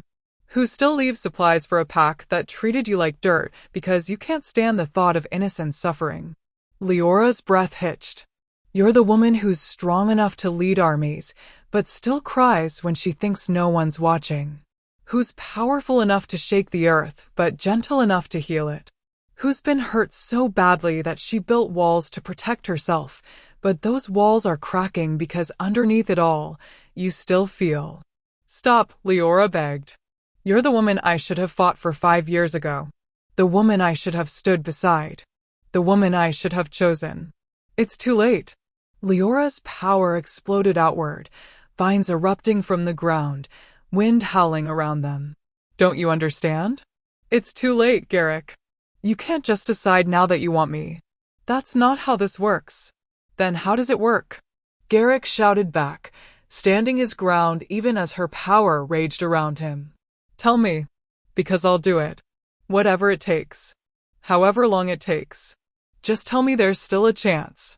There isn't. Liora screamed, and the pain in her voice shattered both armies' hearts. You killed it when you rejected me. When you looked at me in front of everyone and told me I wasn't enough. She was sobbing now, her power wavering. You killed the girl who loved you, Garrick. You killed her, and I had to build something new from the ruins. And that new person, this queen, she doesn't know how to love anymore. She only knows how to survive. Garrick felt tears streaming down his own face now. Then teach me, he said quietly. Teach me how to help you remember. Because I refuse to believe that love can be killed that easily. The bond is still there, Liora. I feel it. I know you feel it too. Feeling it just makes it hurt more. Liora collapsed to her knees, her power dying around her as grief overwhelmed everything else. Don't you understand? Every time I look at you, I remember what we could have been. What you stole from us. Garrick moved toward her slowly, carefully, as if approaching a wounded animal. Liora. Go away, she whispered brokenly. Please just go away. I can't do this. I can't. But Garrick didn't go away. Instead, he knelt in front of her, close enough to touch but not touching. I'm not leaving, he said softly. Not this time. Not ever again. Liora looked up at him with golden eyes full of tears and rage and longing. I hate you, she whispered for the 3rd time. And this time, Garrick smiled sadly. I know. But I love you anyway. And I'll keep loving you until you either kill me or let me prove I deserve a second chance. For a long moment, they knelt there in the middle of the battlefield, 2 broken people trying to find their way back to each other through years of pain. And then Zane's voice shattered the moment. My queen! We have incoming. Leora's head snapped up, her warrior instincts overriding her emotions. From the south, another army was approaching. And at its head rode someone Garrick recognized with growing horror. Marcus Vale. Alpha of the Blood Moon Pack, the cruelest, most vicious pack in the region. And he'd brought at least 300 warriors. Well, Marcus's voice boomed across the field as he approached. Isn't this touching? The weak little Omega and the Alpha who rejected her, having a moment. His laugh was like broken glass. Unfortunately, I'm going to have to interrupt. You see, I've been waiting for the perfect opportunity to take Silverfang territory, and watching you two tear each other apart seemed like the ideal time. He smiled viciously. So thank you, Rogue Queen, for weakening Garrick's defenses. And thank you, Garrick, for being too distracted by your feelings to see the real threat. Marcus's warriors spread out, surrounding both armies. Now, Marcus said pleasantly, I'm going to kill both of you and claim all your territories for myself. Any last words? Garrick and Liora locked eyes. And in that moment, something shifted. The arguing stopped. The pain receded. Because facing a common enemy, they both remembered something crucial. They were mates. And mates protected each other. Always. Liora stood, her power flaring back to life, stronger than before. Garrick rose beside her, his wolf surging forward with lethal intent. And without a word, without any discussion, they moved together, standing side by side, just as they always should have been. You made a mistake, Marcus, Garrick said, his voice deadly calm. Oh, Marcus smirked. And what's that? Liora smiled, and it was the most terrifying thing anyone had ever seen. You assumed we were fighting each other. Her golden eyes flared with power, when really, we were just getting reacquainted. And then, together, the Alpha and the Rogue Queen unleashed hell. The battlefield erupted into chaos. Marcus's warriors charged from all sides, a 300-strong wave of teeth and claws and killing intent. They were disciplined, brutal, and utterly ruthless, exactly what you'd expect from the Blood Moon Pack. But they weren't prepared for what met them. Liora's power exploded across the field like a shockwave. The earth itself responded to her command, vines erupting from the ground to entangle attackers, roots twisting around legs and pulling wolves down. Trees bent and shifted, creating barriers and weapons from living wood. And beside her, Garrick fought with a ferocity that reminded everyone why he was Alpha. His wolf surged forward, massive and silver-gray, tearing through enemies with precision and power. But it was different now. He wasn't just fighting to kill, he was fighting to protect. Every move positioned him between Liora and incoming threats. Every strike cleared space for her to work her magic. They moved together like they'd been doing this for years instead of minutes. Like the bond between them, though severed and buried, still guided their movements. Zane! Liora's voice rang out across the battlefield. Flank left with Maya. Luca, take your scouts and cut off their rear guard. Her rogue army responded instantly, moving with practiced precision. Nate! Garrick's Alpha command cut through the chaos. Silverfang warriors, defensive formation around the rogues. Protect our flanks. For a heartbeat, his pack hesitated, being ordered to fight with rogues when against everything they'd been taught. But then Nate shifted into his massive brown wolf and held his agreement. And the Silverfang pack followed their beta's lead. Two armies that should have been enemies became one unified force in the span of a breath. Marcus watched from his position on the hill, his expression darkening as he realized his tactical advantage was slipping. Fools, he snarled. Kill them all. I want the Alpha and the Rogue Queen's heads. The Blood Moon warriors pressed harder, their attack growing more vicious. And in the center of it all, Garrick and Liora fought back to back. A Blood Moon wolf lunged at Liora's blind spot, but Garrick was there, intercepting with a devastating tackle that crushed the attacker into the ground. Another came at Garrick from above, but vines shot up at Liora's command, catching the wolf mid-leap and slamming him into the earth. Behind you! Garrick shouted. Liora spun, her hands glowing with green energy, and touched the charging wolf's chest. The attacker froze, then collapsed, alive but paralyzed. Your left. Liora called back. Garrick dodged right as massive roots erupted where he'd been standing, impaling two Blood Moon warriors who'd been converging on his position. They were magnificent together, deadly and graceful and absolutely terrifying. And watching them, something stirred in the pack bonds, both Silverfang and Rogue alike. Recognition. This was what a true mated pair looked like in battle. This was the power of the bond the goddess created. Not two individuals fighting alone, but a single unified force greater than the sum of its parts. We need to end this quickly. Liora shouted over the sounds of battle. Marcus has too many warriors. We'll be overwhelmed. I know. Garrick shifted back to human form beside her, breathing hard, covered in blood and dirt. Do you have enough power to do something big? Something that'll turn the tide. Leora's eyes met his, and for a moment, the battlefield faded away. I do, she said. But it requires a blood moon ritual. And I'd need a mate's power, Garrick finished, understanding dawning. You'd need to draw on the bond. A bond that's severed, Liora said bitterly, even as she created a barrier of thorns to shield them from incoming arrows. It won't work. What if it's not as severed as we think? Garrick grabbed her hand, and the moment their skin touched, electricity sparked between them. Both of them gasped. The bond, damaged, buried, but still there, flared to life like an ember finding oxygen. Leora's eyes widened. How is that possible? I told you, Garrick said fiercely, his hand tightening around hers. The bond never dies. Not while we both still live. Not while we both still. He didn't finish, but he didn't need to. Liora felt it too. Felt the connection between them thrumming like a living thing, weak but persistent, fighting to rebuild what had been broken. If we do this, she said quickly, if I draw on the bond, it'll make it stronger. It'll start repairing. Are you sure? I've never been more sure of anything, Garrick interrupted. Do it. Liora searched his eyes for any hint of hesitation. Found none. Then hold on, she said. And whatever you do, don't let go. She closed her eyes, and her power surged.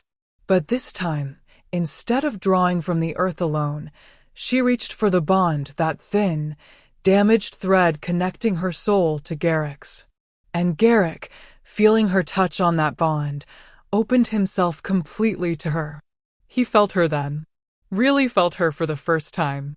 Her pain, 5 years of suffering and survival and learning to be hard when all she wanted was to be soft. Her strength forged in abandonment and baptized in blood, an unbreakable core that had kept her alive when everything else tried to kill her. Her love buried deep, protected by walls of anger and hurt, but still there. Still alive. Still hoping against hope that maybe, just maybe, she could trust again. And she felt him. His regret, a weight he'd carried every single day, growing heavier with each passing year. His pride, the thing that had destroyed them, now transformed into something different. Pride in her. In what she'd become. In her strength and power and incredible will to survive. His love, constant and unwavering, even when he'd tried to bury it.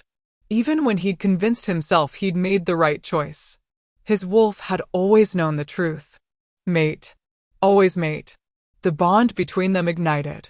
And Leora's power exploded across the battlefield with the force of a supernova.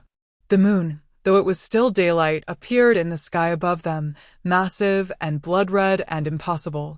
Leora's eyes blazed pure gold, power radiating from her in waves that made the ground shake and the air itself shimmer.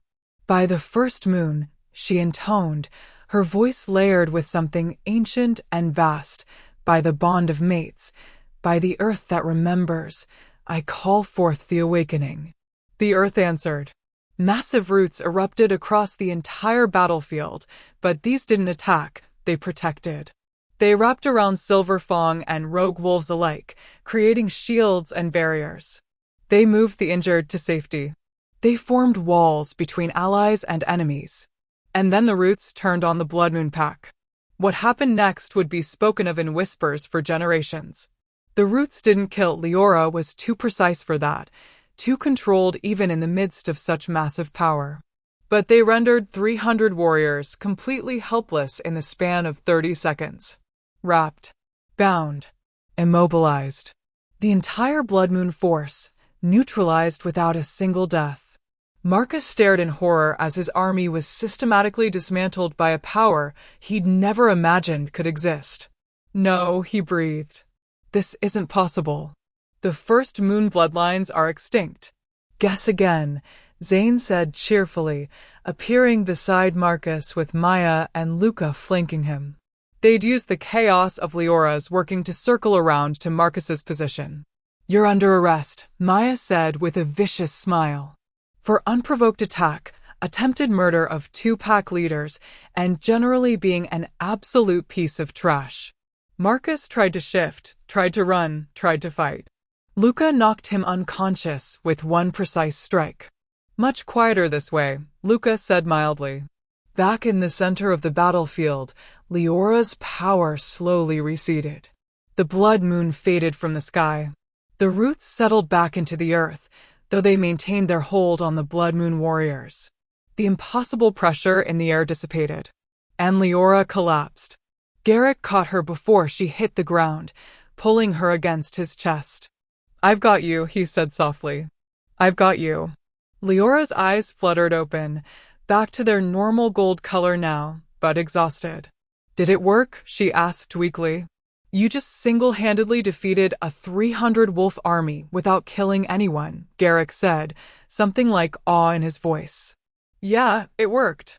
Around them, the combined forces of Silverfang and Rogue stared in shock. They'd just witnessed something that would become legend. The Rogue Queen and the Silverfang Alpha, fighting as one, wielding power that shouldn't exist. Proof that the goddess's bonds couldn't be broken by fear or pride or even rejection. Proof that some things were meant to be, no matter how hard you fought against them. Nate approached carefully, still in wolf form, with Theo and several other Silverfang warriors behind him. He shifted back to human, his expression complex. Alpha, he said carefully. What just happened? Garrick looked down at Liora, still cradled in his arms, then back at his beta. What should have happened 5 years ago, he said quietly. We fought together. The bond, Theo said, his eye. Rejection damages it, buries it, makes it dormant, much like Leora's powers were. But it cannot be destroyed while both souls still live and still love.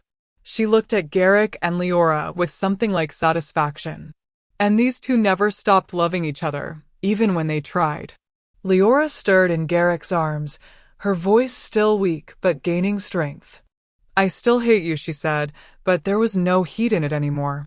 I know, Garrick said gently. I'm still angry about what you did. You have every right to be. I'm not going to just forgive you because we fought together once.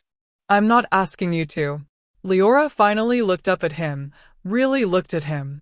Then what are you asking for? Garrick's hand came up to brush a strand of hair from her face, the gesture achingly tender. A chance, he said simply. Not forgiveness. Not absolution. Just a chance to prove I can be the mate you deserved from the beginning. And if I say no, then I'll accept it. I'll step down as Alpha, give Nate leadership of the pack, and leave you alone. Garrick's voice was steady despite the pain in his eyes. Because I meant what I said earlier. I choose you. Even if that choice means walking away because that's what you need. Tears gathered in Leora's eyes again. You can't just say things like that, she whispered. Why not? It's true. Because it makes me want to believe you. And I'm terrified of being hurt again. I know. Garrick's thumb brushed away a tear that escaped down her cheek. And I can't promise I'll never make mistakes. But I can promise that I'll never abandon you again. That I'll fight for you, stand beside you, choose you every single day for the rest of my life. Garrick. You don't have to answer now, he said quickly. Take all the time you need. Days, weeks, years, I'll wait. Because you're worth waiting for. Around them, both armies watched in silence. Some of the Silverfang wolves had tears in their eyes, finally seeing their alpha show the vulnerability and strength that true leadership required. The rogues looked at their queen with concern and support, ready to back whatever decision she made. And in that moment, Liora realized something.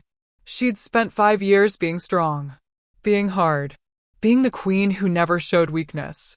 But strength wasn't about never being vulnerable. It was about being vulnerable and choosing to hope anyway.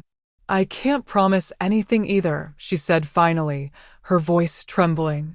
I can't promise I'll forgive you quickly, or that I'll trust you easily, or that this won't be the hardest thing either of us has ever done. I understand. But she interrupted, and Garrick held his breath. I'm willing to try. To see if what's broken between us can be repaired. Hope blazed in Garrick's eyes. Really? Really? Liora managed a small smile. The bond brought us back together today. Maybe that means something. It means everything, Garrick said fervently. Don't make me regret this, Liora warned. I won't. I swear to the goddess I won't. And then, slowly, carefully, Garrick leaned down and pressed his forehead to hers. The gesture was simple. Intimate. Not a kiss. That would be too much, too soon. Just a promise. I'm here. I see you. I choose you.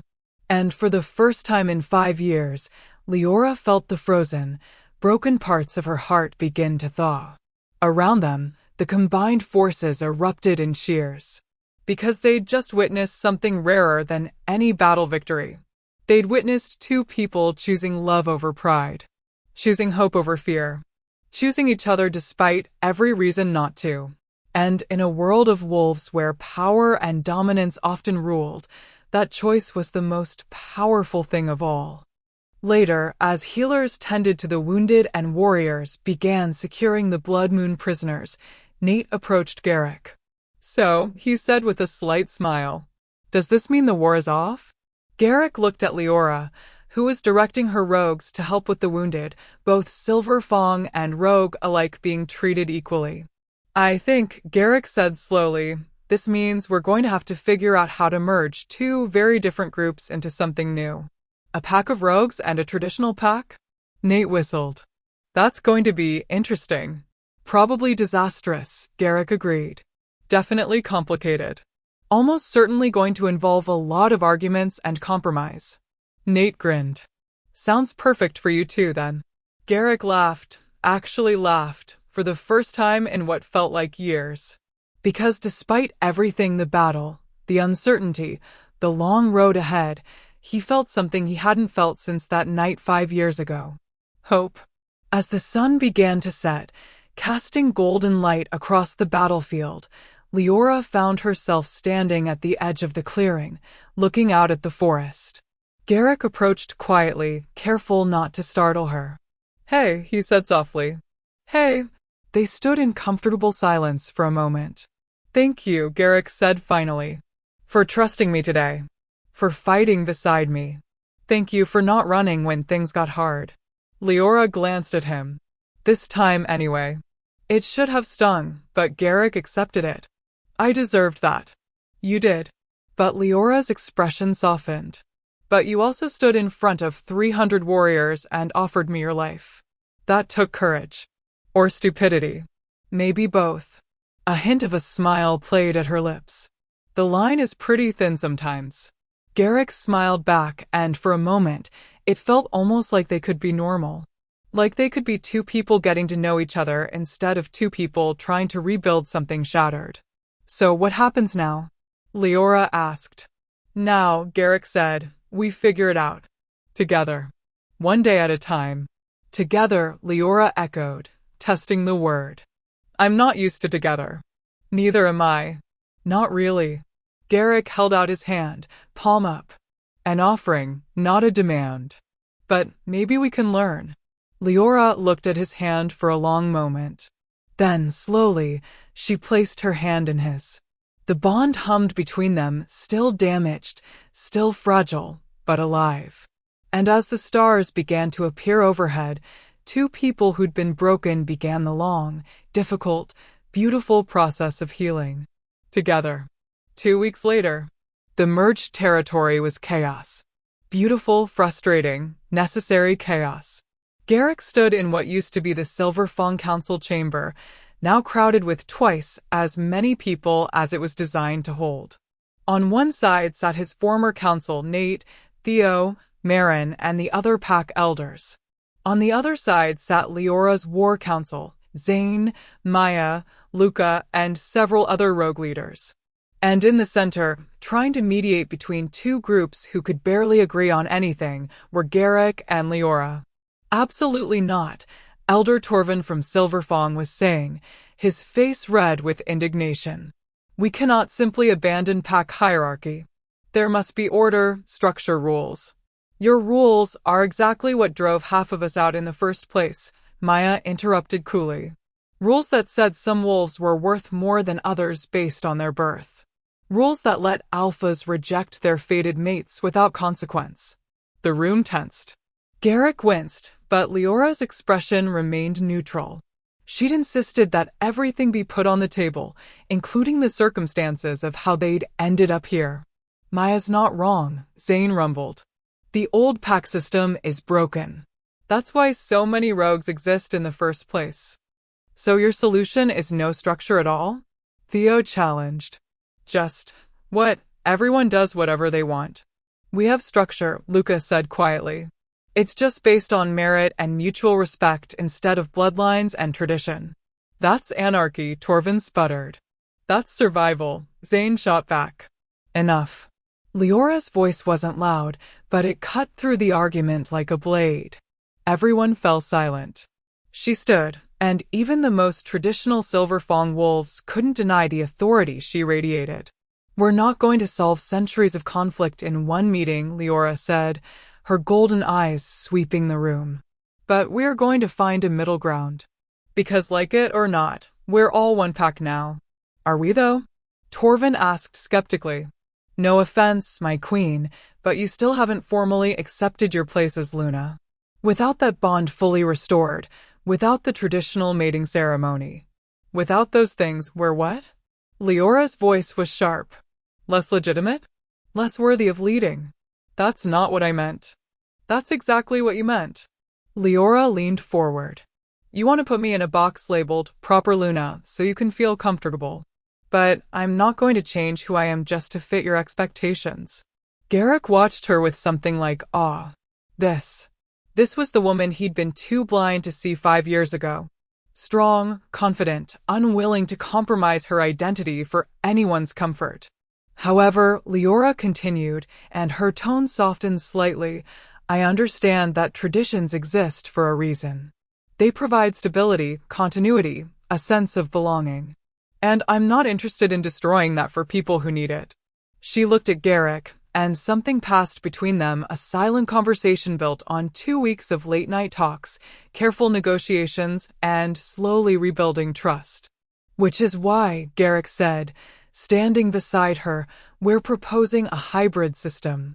Traditional pack structure for those who want it, with ranks and hierarchy and formal processes. But also flexibility for those who prefer merit-based advancement and earned respect over inherited position. 2 systems in one pack? Nate looked skeptical. How would that even work? We're still figuring that out, Liora admitted. But the alternative is forcing everyone to conform to one way of doing things, and that's how we ended up here in the first place. Marin, who'd been silent throughout the debate, finally spoke. The young queen makes a valid point, she said, her ancient eyes thoughtful. Perhaps the issue isn't choosing between old and new, but finding a way to honor both. Easy to say, Torvin muttered. Harder to implement. Most worthwhile things are, Marin replied mildly. The meeting continued for another 2 hours, voices rising and falling, arguments flaring and being tempered. Progress was slow, painful, and frustrating. But it was progress. When the council finally dispersed, Liora found herself alone with Garrick in the chamber. She slumped into a chair, exhaustion written across her features. I'm starting to think war was easier than politics, she said. Garrick laughed, settling into the chair beside her. At least in war, you know who your enemies are. Here, everyone's an enemy disguised as an ally. Not everyone. Garrick's hand found hers, fingers intertwining. Some of us are actually on your side. Liora looked at their joined hands, still marveling at how natural it felt now. 2 weeks ago, she could barely stand to be in the same room with him. Now she actively sought out his presence. It terrified her. You're thinking too hard, Garrick said softly. I can practically hear your mind racing. Leora sighed. I'm waiting for the other shoe to drop. What do you mean? I mean this feels too good.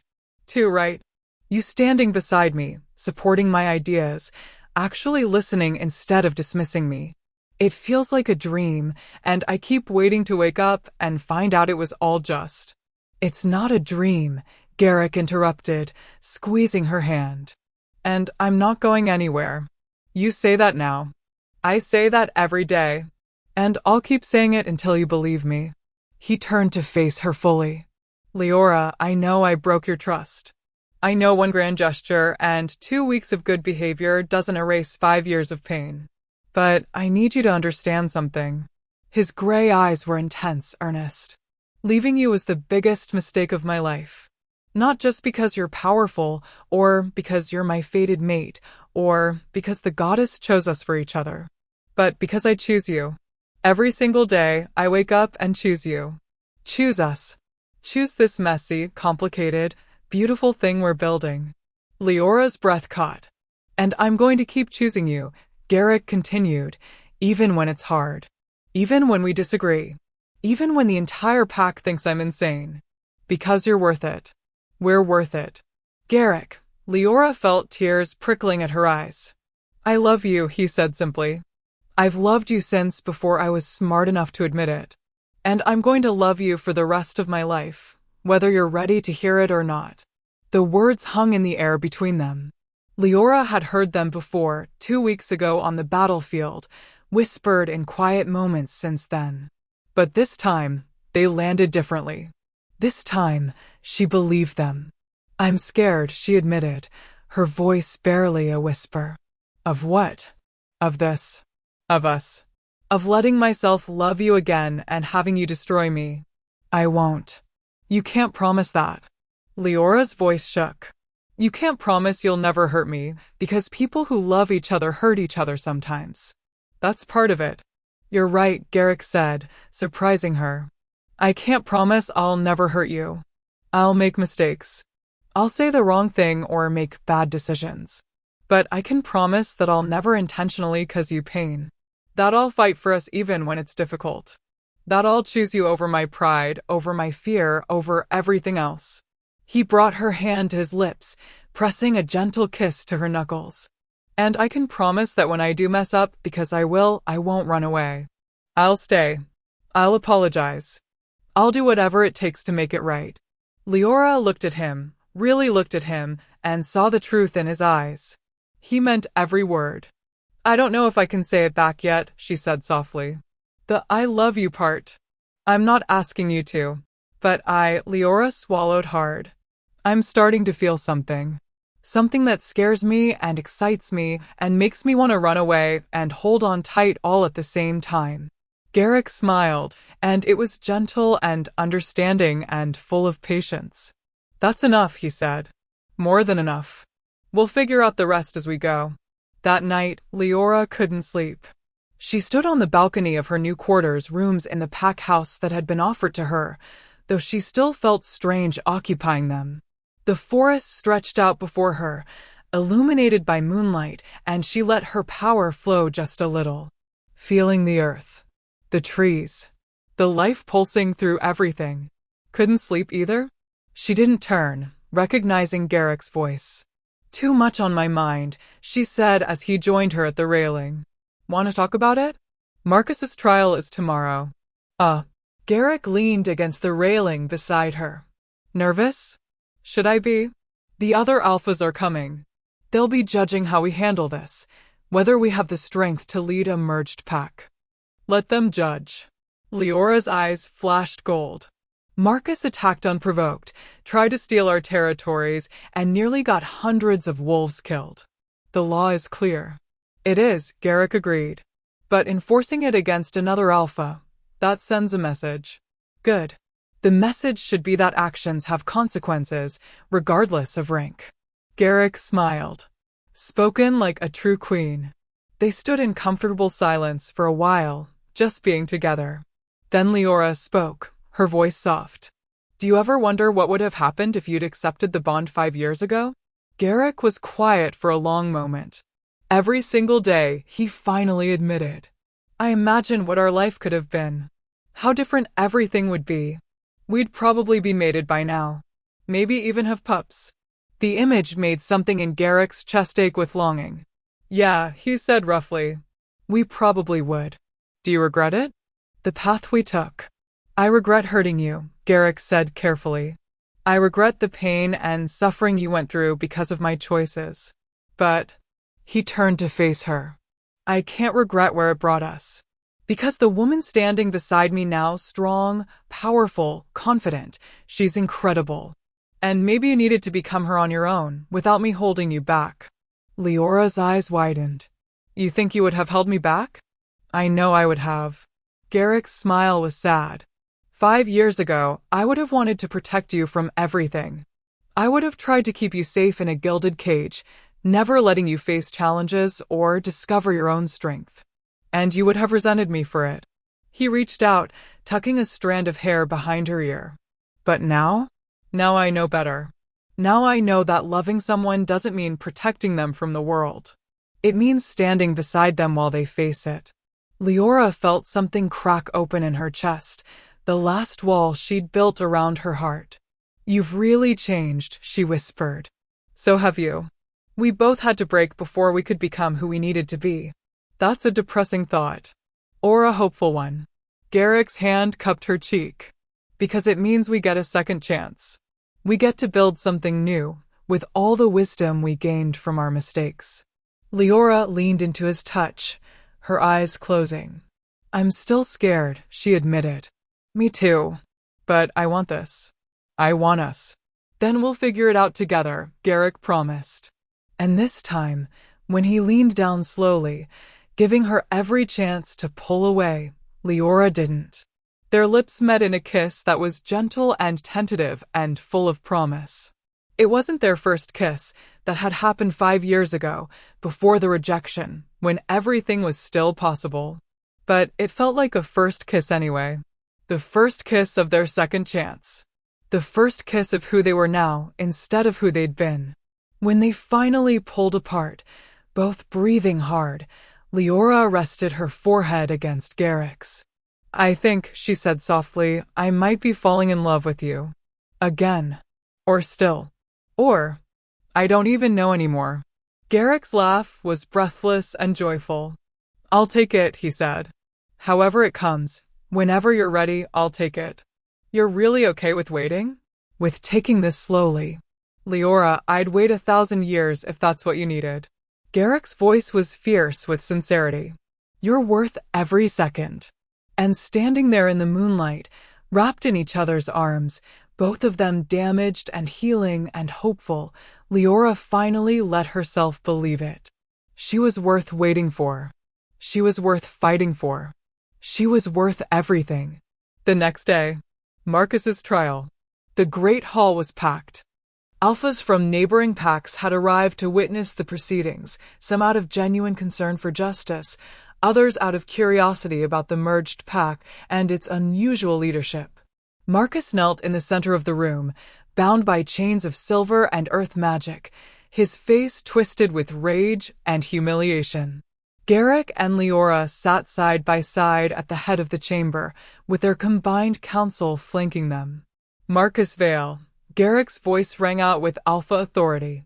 You stand accused of unprovoked attack on 2 sovereign packs, attempted murder, and violation of the Treaty of Neutrality. How do you plead? This is a farce, Marcus spat. You have no authority to judge me. You're a disgraced alpha who rejected his mate, and she's a rogue with delusions of grandeur. Murmurs rippled through the crowd. Liora stood, her power radiating outward in a wave that silenced everyone instantly. I am the Queen of Rogues, she said, her voice carrying to every corner of the hall. Leader of 200 wolves who swore loyalty to me because I earned it. I am a child of the first moon, wielder of ancient magic that your kind tried to erase. And I am the fated mate of Alpha Garrick Thorn. She stepped down from the dais, approaching Marcus with predatory grace. You dismiss me as weak. As nothing. Just like so many others have. Liora crouched down to his eye level. But I'm still standing. Still leading. Still here. Can you say the same? Marcus tried to lunge at her, but the chains held firm. The evidence against you is overwhelming, Garrick said, standing as well. Witnesses from 3 packs. Your own warrior's testimony. The physical evidence of your attack. Under traditional pack law, Liora continued, the penalty for unprovoked attack is death. Gasps echoed through the hall. However, Garrick said, and his voice softened slightly, we are trying to build something new here. Something better than the old ways of violence and retribution. So we're offering you a choice, Liora finished. Accept exile from all pack territories for life, with a blood oath binding you from ever raising arms against another pack. Or face execution. Marcus stared at them in disbelief. You're letting me live? We're giving you the mercy you didn't show us, Garrick said. What you do with it is up to you. For a long moment, Marcus was silent.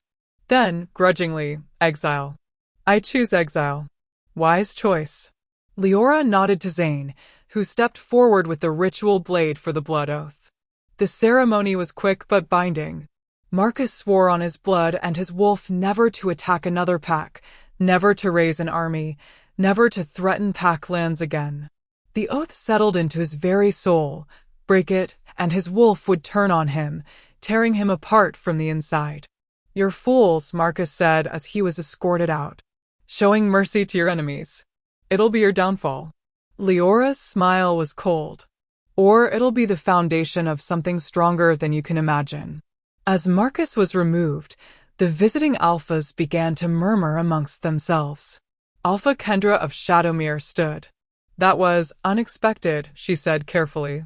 Most packs would have executed him. Most packs operate on fear and dominance, Liora replied. We're trying something different. And what's that? Asked Alpha Roman of Ironwood. Garrick and Liora exchanged a look, then Garrick spoke.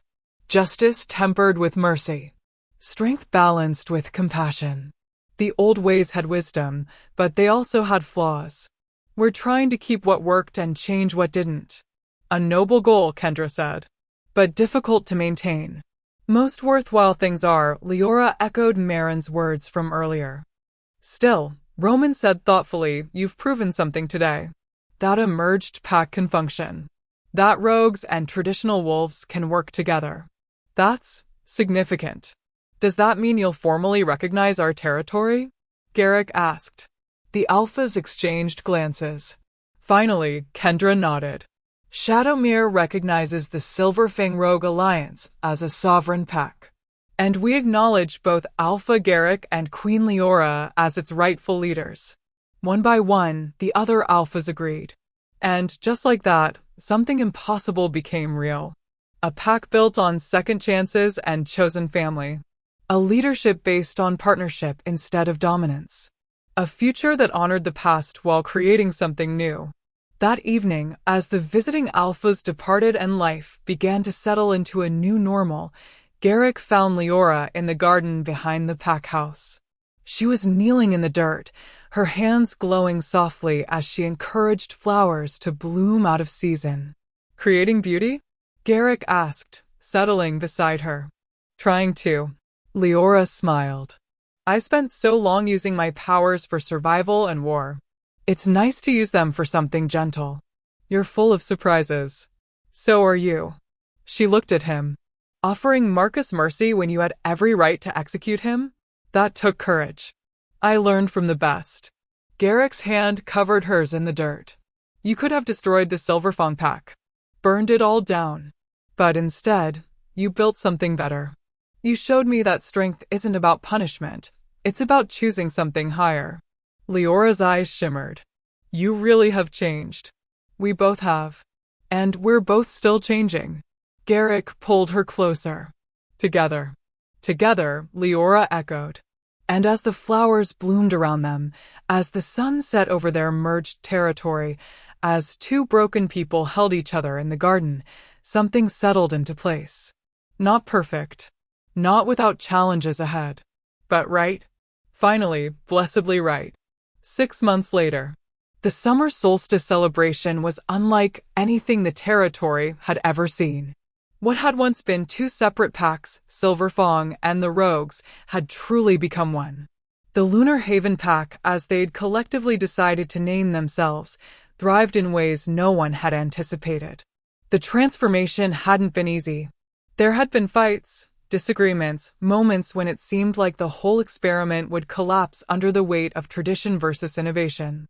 But slowly, painfully, beautifully, they'd found their rhythm. Former rogues trained alongside pack-born wolves. Traditional ceremonies were adapted to include new perspectives.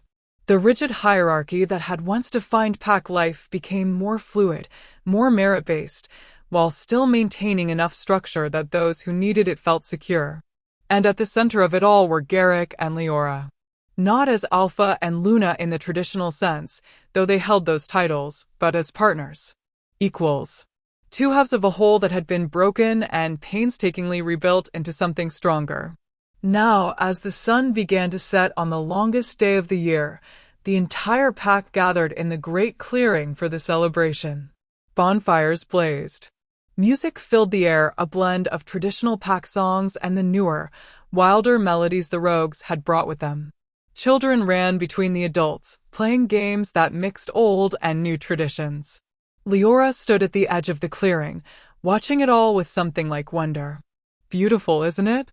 Maya appeared beside her, a cup of honey wine in each hand. She offered one to Liora. It is, Liora agreed, accepting the cup. Sometimes I still can't believe this is real. That's because 6 months ago, you were planning to burn all of this to the ground, Maya said with a wry smile. Don't remind me. Liora laughed, but there was no bitterness in it anymore. I was so angry, so focused on revenge. You had every right to be. Maybe. But I'm glad I didn't follow through. Leora's eyes found Garrick across the clearing, where he was listening intently to one of the pack's youngest members explaining something with wild hand gestures. I would have destroyed something worth saving. Maya followed her gaze, her expression knowing. You're in love with him, she said. Not a question. Leora's cheeks flushed. Is it that obvious? Only to everyone who has eyes. Maya bumped her shoulder affectionately. It's okay, you know. To be happy. To let yourself have this. I know. It's just, Liora paused, searching for words. For so long, I defined myself by my pain. By my survival. I don't always know who I am without that armor. You're figuring it out, Maya said gently. And you've got time. You've got people who love you. You've got a mate who would move mountains for you.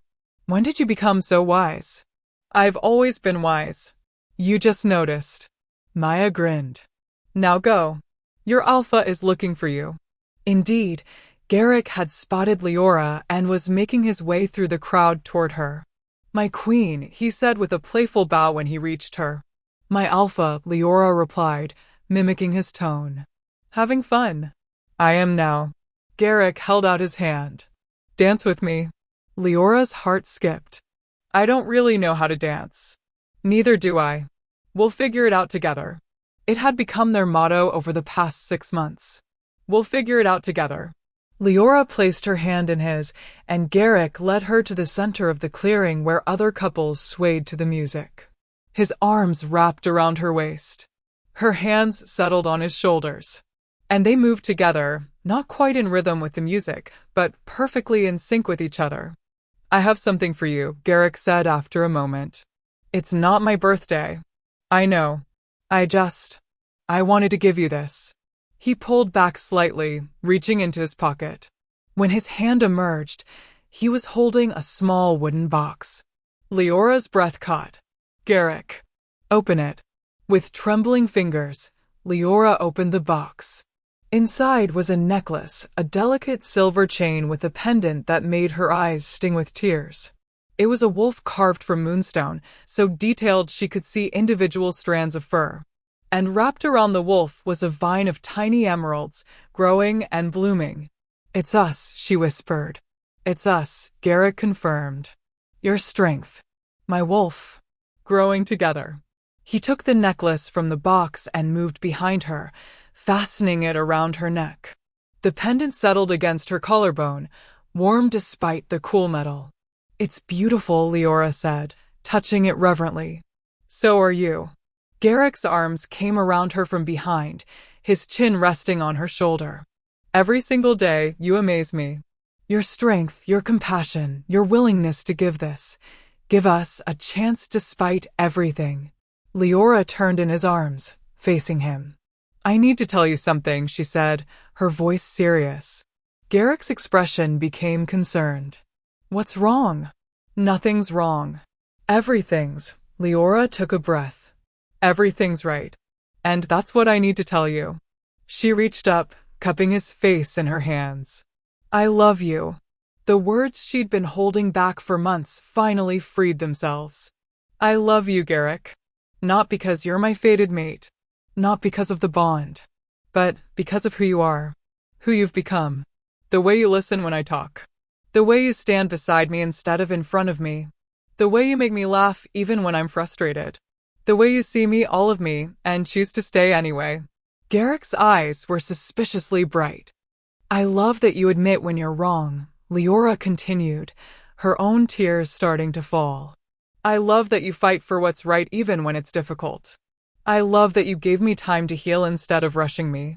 I love that you're patient and kind and strong and good. She pressed her forehead to his. I love you. And I think I've loved you all along, even when I was trying to hate you.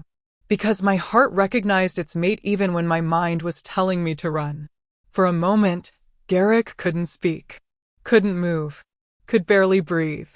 Then he kissed her. Not gentle this time, not tentative. This kiss was fierce and passionate and full of every emotion he'd been holding back. Love and relief and joy and gratitude and home. Because that's what she was. His home. Around them, the pack noticed and began to cheer, but neither Garrick nor Liora paid attention. They were too lost in each other. When they finally broke apart, both breathing hard, Garrick pressed his forehead to hers. I love you too, he said, his voice rough with emotion. I have loved you since the moment the goddess revealed our bond. I loved you when I was too stupid to accept it. I loved you through 5 years of regret. I loved you when you returned as a queen. And I will love you for the rest of my life and whatever comes after. Pretty sure that's a very long time, Liora said, laughing through her tears. Not long enough. Garrick pulled back to look at her. Liora, I know we've been taking things slow. I know you needed time. But I have to ask. He dropped to one knee. The entire clearing went silent. Leora's hands flew to her mouth as Garrick pulled out another box, this one containing 2 rings made of intertwined silver and gold, with moonstones set in intricate patterns. I know the goddess already chose us for each other, Garrick said. But I want to choose you too. Formally. Completely. Not because I have to, but because I want to. His gray eyes shone with love and hope and barely contained emotion. Liora, Queen of Rogues, child of the first moon, the strongest person I've ever known, will you accept me as your mate? Will you bond with me, not because of rejection or pain or survival, but because we choose each other? Because we choose this life we're building together. Tears streamed down Leora's face. All around them, the pack waited in breathless silence. And Liora thought about the girl she'd been 5 years ago, fragile, hopeful, desperate to be chosen. That girl would have said yes out of gratitude, out of relief, out of fear of being alone. But the woman she was now? She said yes out of love. Yes, Liora said, her voice ringing clear and strong. Yes, I'll accept you. Yes, I'll bond with you. Yes to all of it, because I choose you too, Garrick. I choose us. Garrick stood, sliding one of the rings onto her finger while she slid the other onto his. And as the rings settled into place, something extraordinary happened. The bond between them, damaged and buried for so long, suddenly blazed to life. Not the painful snap of rejection, but the beautiful, overwhelming rightness of acceptance. The mate bond fully restored. Both Garrick and Liora gasped as it flooded through them, their emotions, their thoughts, their very souls intertwining in a way that felt like coming home after a long journey. Mate, Garrick's wolf sang. Finally. Always. Forever. Mate, Leora's wolf, fully awakened now, responded with equal joy. Around them, the pack erupted in celebration. Zane was wiping his eyes unashamedly. Maya was openly crying. Nate was grinning so wide it looked like his face might split. Even stern Elder Torvin looked moved, because they'd just witnessed something rare and beautiful.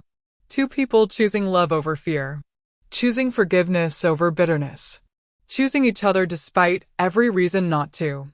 Well, Garrick said, pulling Liora close as the pack surrounded them with congratulations, I'd say that's a successful solstice celebration. Liora laughed, the sound full of pure joy. I'd say you're right. I love you, he said again, as if he couldn't say it enough. I love you too, she replied. Forever. Forever, Garrick agreed. And as the moon rose overhead full and bright and beautiful, the Lunar Haven pack celebrated not just the solstice, but something even more profound. The healing of what was broken. The triumph of love over pain. And the beginning of a future that was brighter than either Garrick or Liora had ever dared to imagine. 1 year later, Liora stood in the nursery, gently rocking the small bundle in her arms. You have your father's eyes, she whispered to the sleeping infant. Gray like a storm, though I suspect you'll have my stubbornness. Goddess help us all if she has your stubbornness, Garrick said from the doorway, his voice warm with affection. Liora looked up, her smile radiant. She'll need it. Being the daughter of two people who broke every rule in the book. Garrick crossed the room, wrapping his arms around both his mate and their daughter. She'll be perfect, he said. Strong like her mother. Brave like both of us. And loved beyond measure. What should we call her? Liora asked. They'd been debating names for weeks. Garrick looked down at the tiny face, peaceful in sleep, and something settled in his chest. Hope, he said softly. We should call her Hope. Because that's what she represents. What we represent. Leora's eyes filled with tears, happy ones this time. Hope, she repeated. It's perfect. They stood there together, a family built from broken pieces and second chances, looking down at the future they'd created. Outside, the Lunar Haven pack thrived. Former rogues and traditional wolves worked side by side. Children played without knowing the divisions that had once separated their parents. Traditions evolved while honoring their roots. It wasn't perfect. There were still challenges, still disagreements, still moments of struggle. But it was theirs. A pack built on the radical idea that everyone deserved a second chance. That love was stronger than pain. That broken things could be mended into something even more beautiful than before. Do you ever think about how different things could have been? Liora asked quietly. If you'd accepted the bond 5 years ago? Garrick was quiet for a moment, his fingers gently stroking Hope's tiny hand. Sometimes, he admitted. But then I remember something Marin told me once. She said the goddess doesn't make mistakes, she makes journeys. And sometimes the path has to be difficult for us to become who we need to be. You think we needed to be broken first? I think we needed to grow first. I needed to learn that strength isn't about dominance, it's about partnership. You needed to discover your own power, your own worth, independent of anyone's validation. Garrick pressed a kiss to her temple. And now we get to build something together as equals. As partners. As people who chose each other instead of just accepting what was given. Liora leaned into him, feeling the bond hum between them, strong and whole and perfect. I wouldn't change it, she said finally. I wouldn't change any of it. Because it brought us here. To this moment. To her. To us, Garrick added. To us, Liora agreed. And as they stood there in the moonlight, holding their daughter and each other, both of them understood something profound. Sometimes the greatest love stories aren't about perfect timing or easy paths. They're about people who break and heal and choose to love anyway. They're about second chances and hard-won forgiveness and the courage to be vulnerable. They're about recognizing that the person you need might be the same person you once pushed away, and having the wisdom to fight for them when you finally understand their worth. Garrick had rejected the weak Omega. but he'd fallen in love with the powerful queen and discovered they were the same person all along, just waiting for both of them to be ready. Oh my goodness, beautiful souls, we did it. We went on this incredible journey from rejection to redemption, from pain to healing, from enemies to soulmates. I need to know, what was your favorite part of this entire story? Was it the reunion? The battle? The proposal? Drop it in the comments below. And if you haven't already subscribed, what are you waiting for? Hit that subscribe button so you don't miss the next emotional roller coaster we're going on together. Thank you for being here with me for every twist, every turn, every tear, and triumph. Stories like this remind us that it's never too late for a second chance, that broken things can be mended, and that true love is worth fighting for. Until next time, my loves, remember, you are worthy, you are strong, and you deserve a love that chooses you every single day. Stay magical.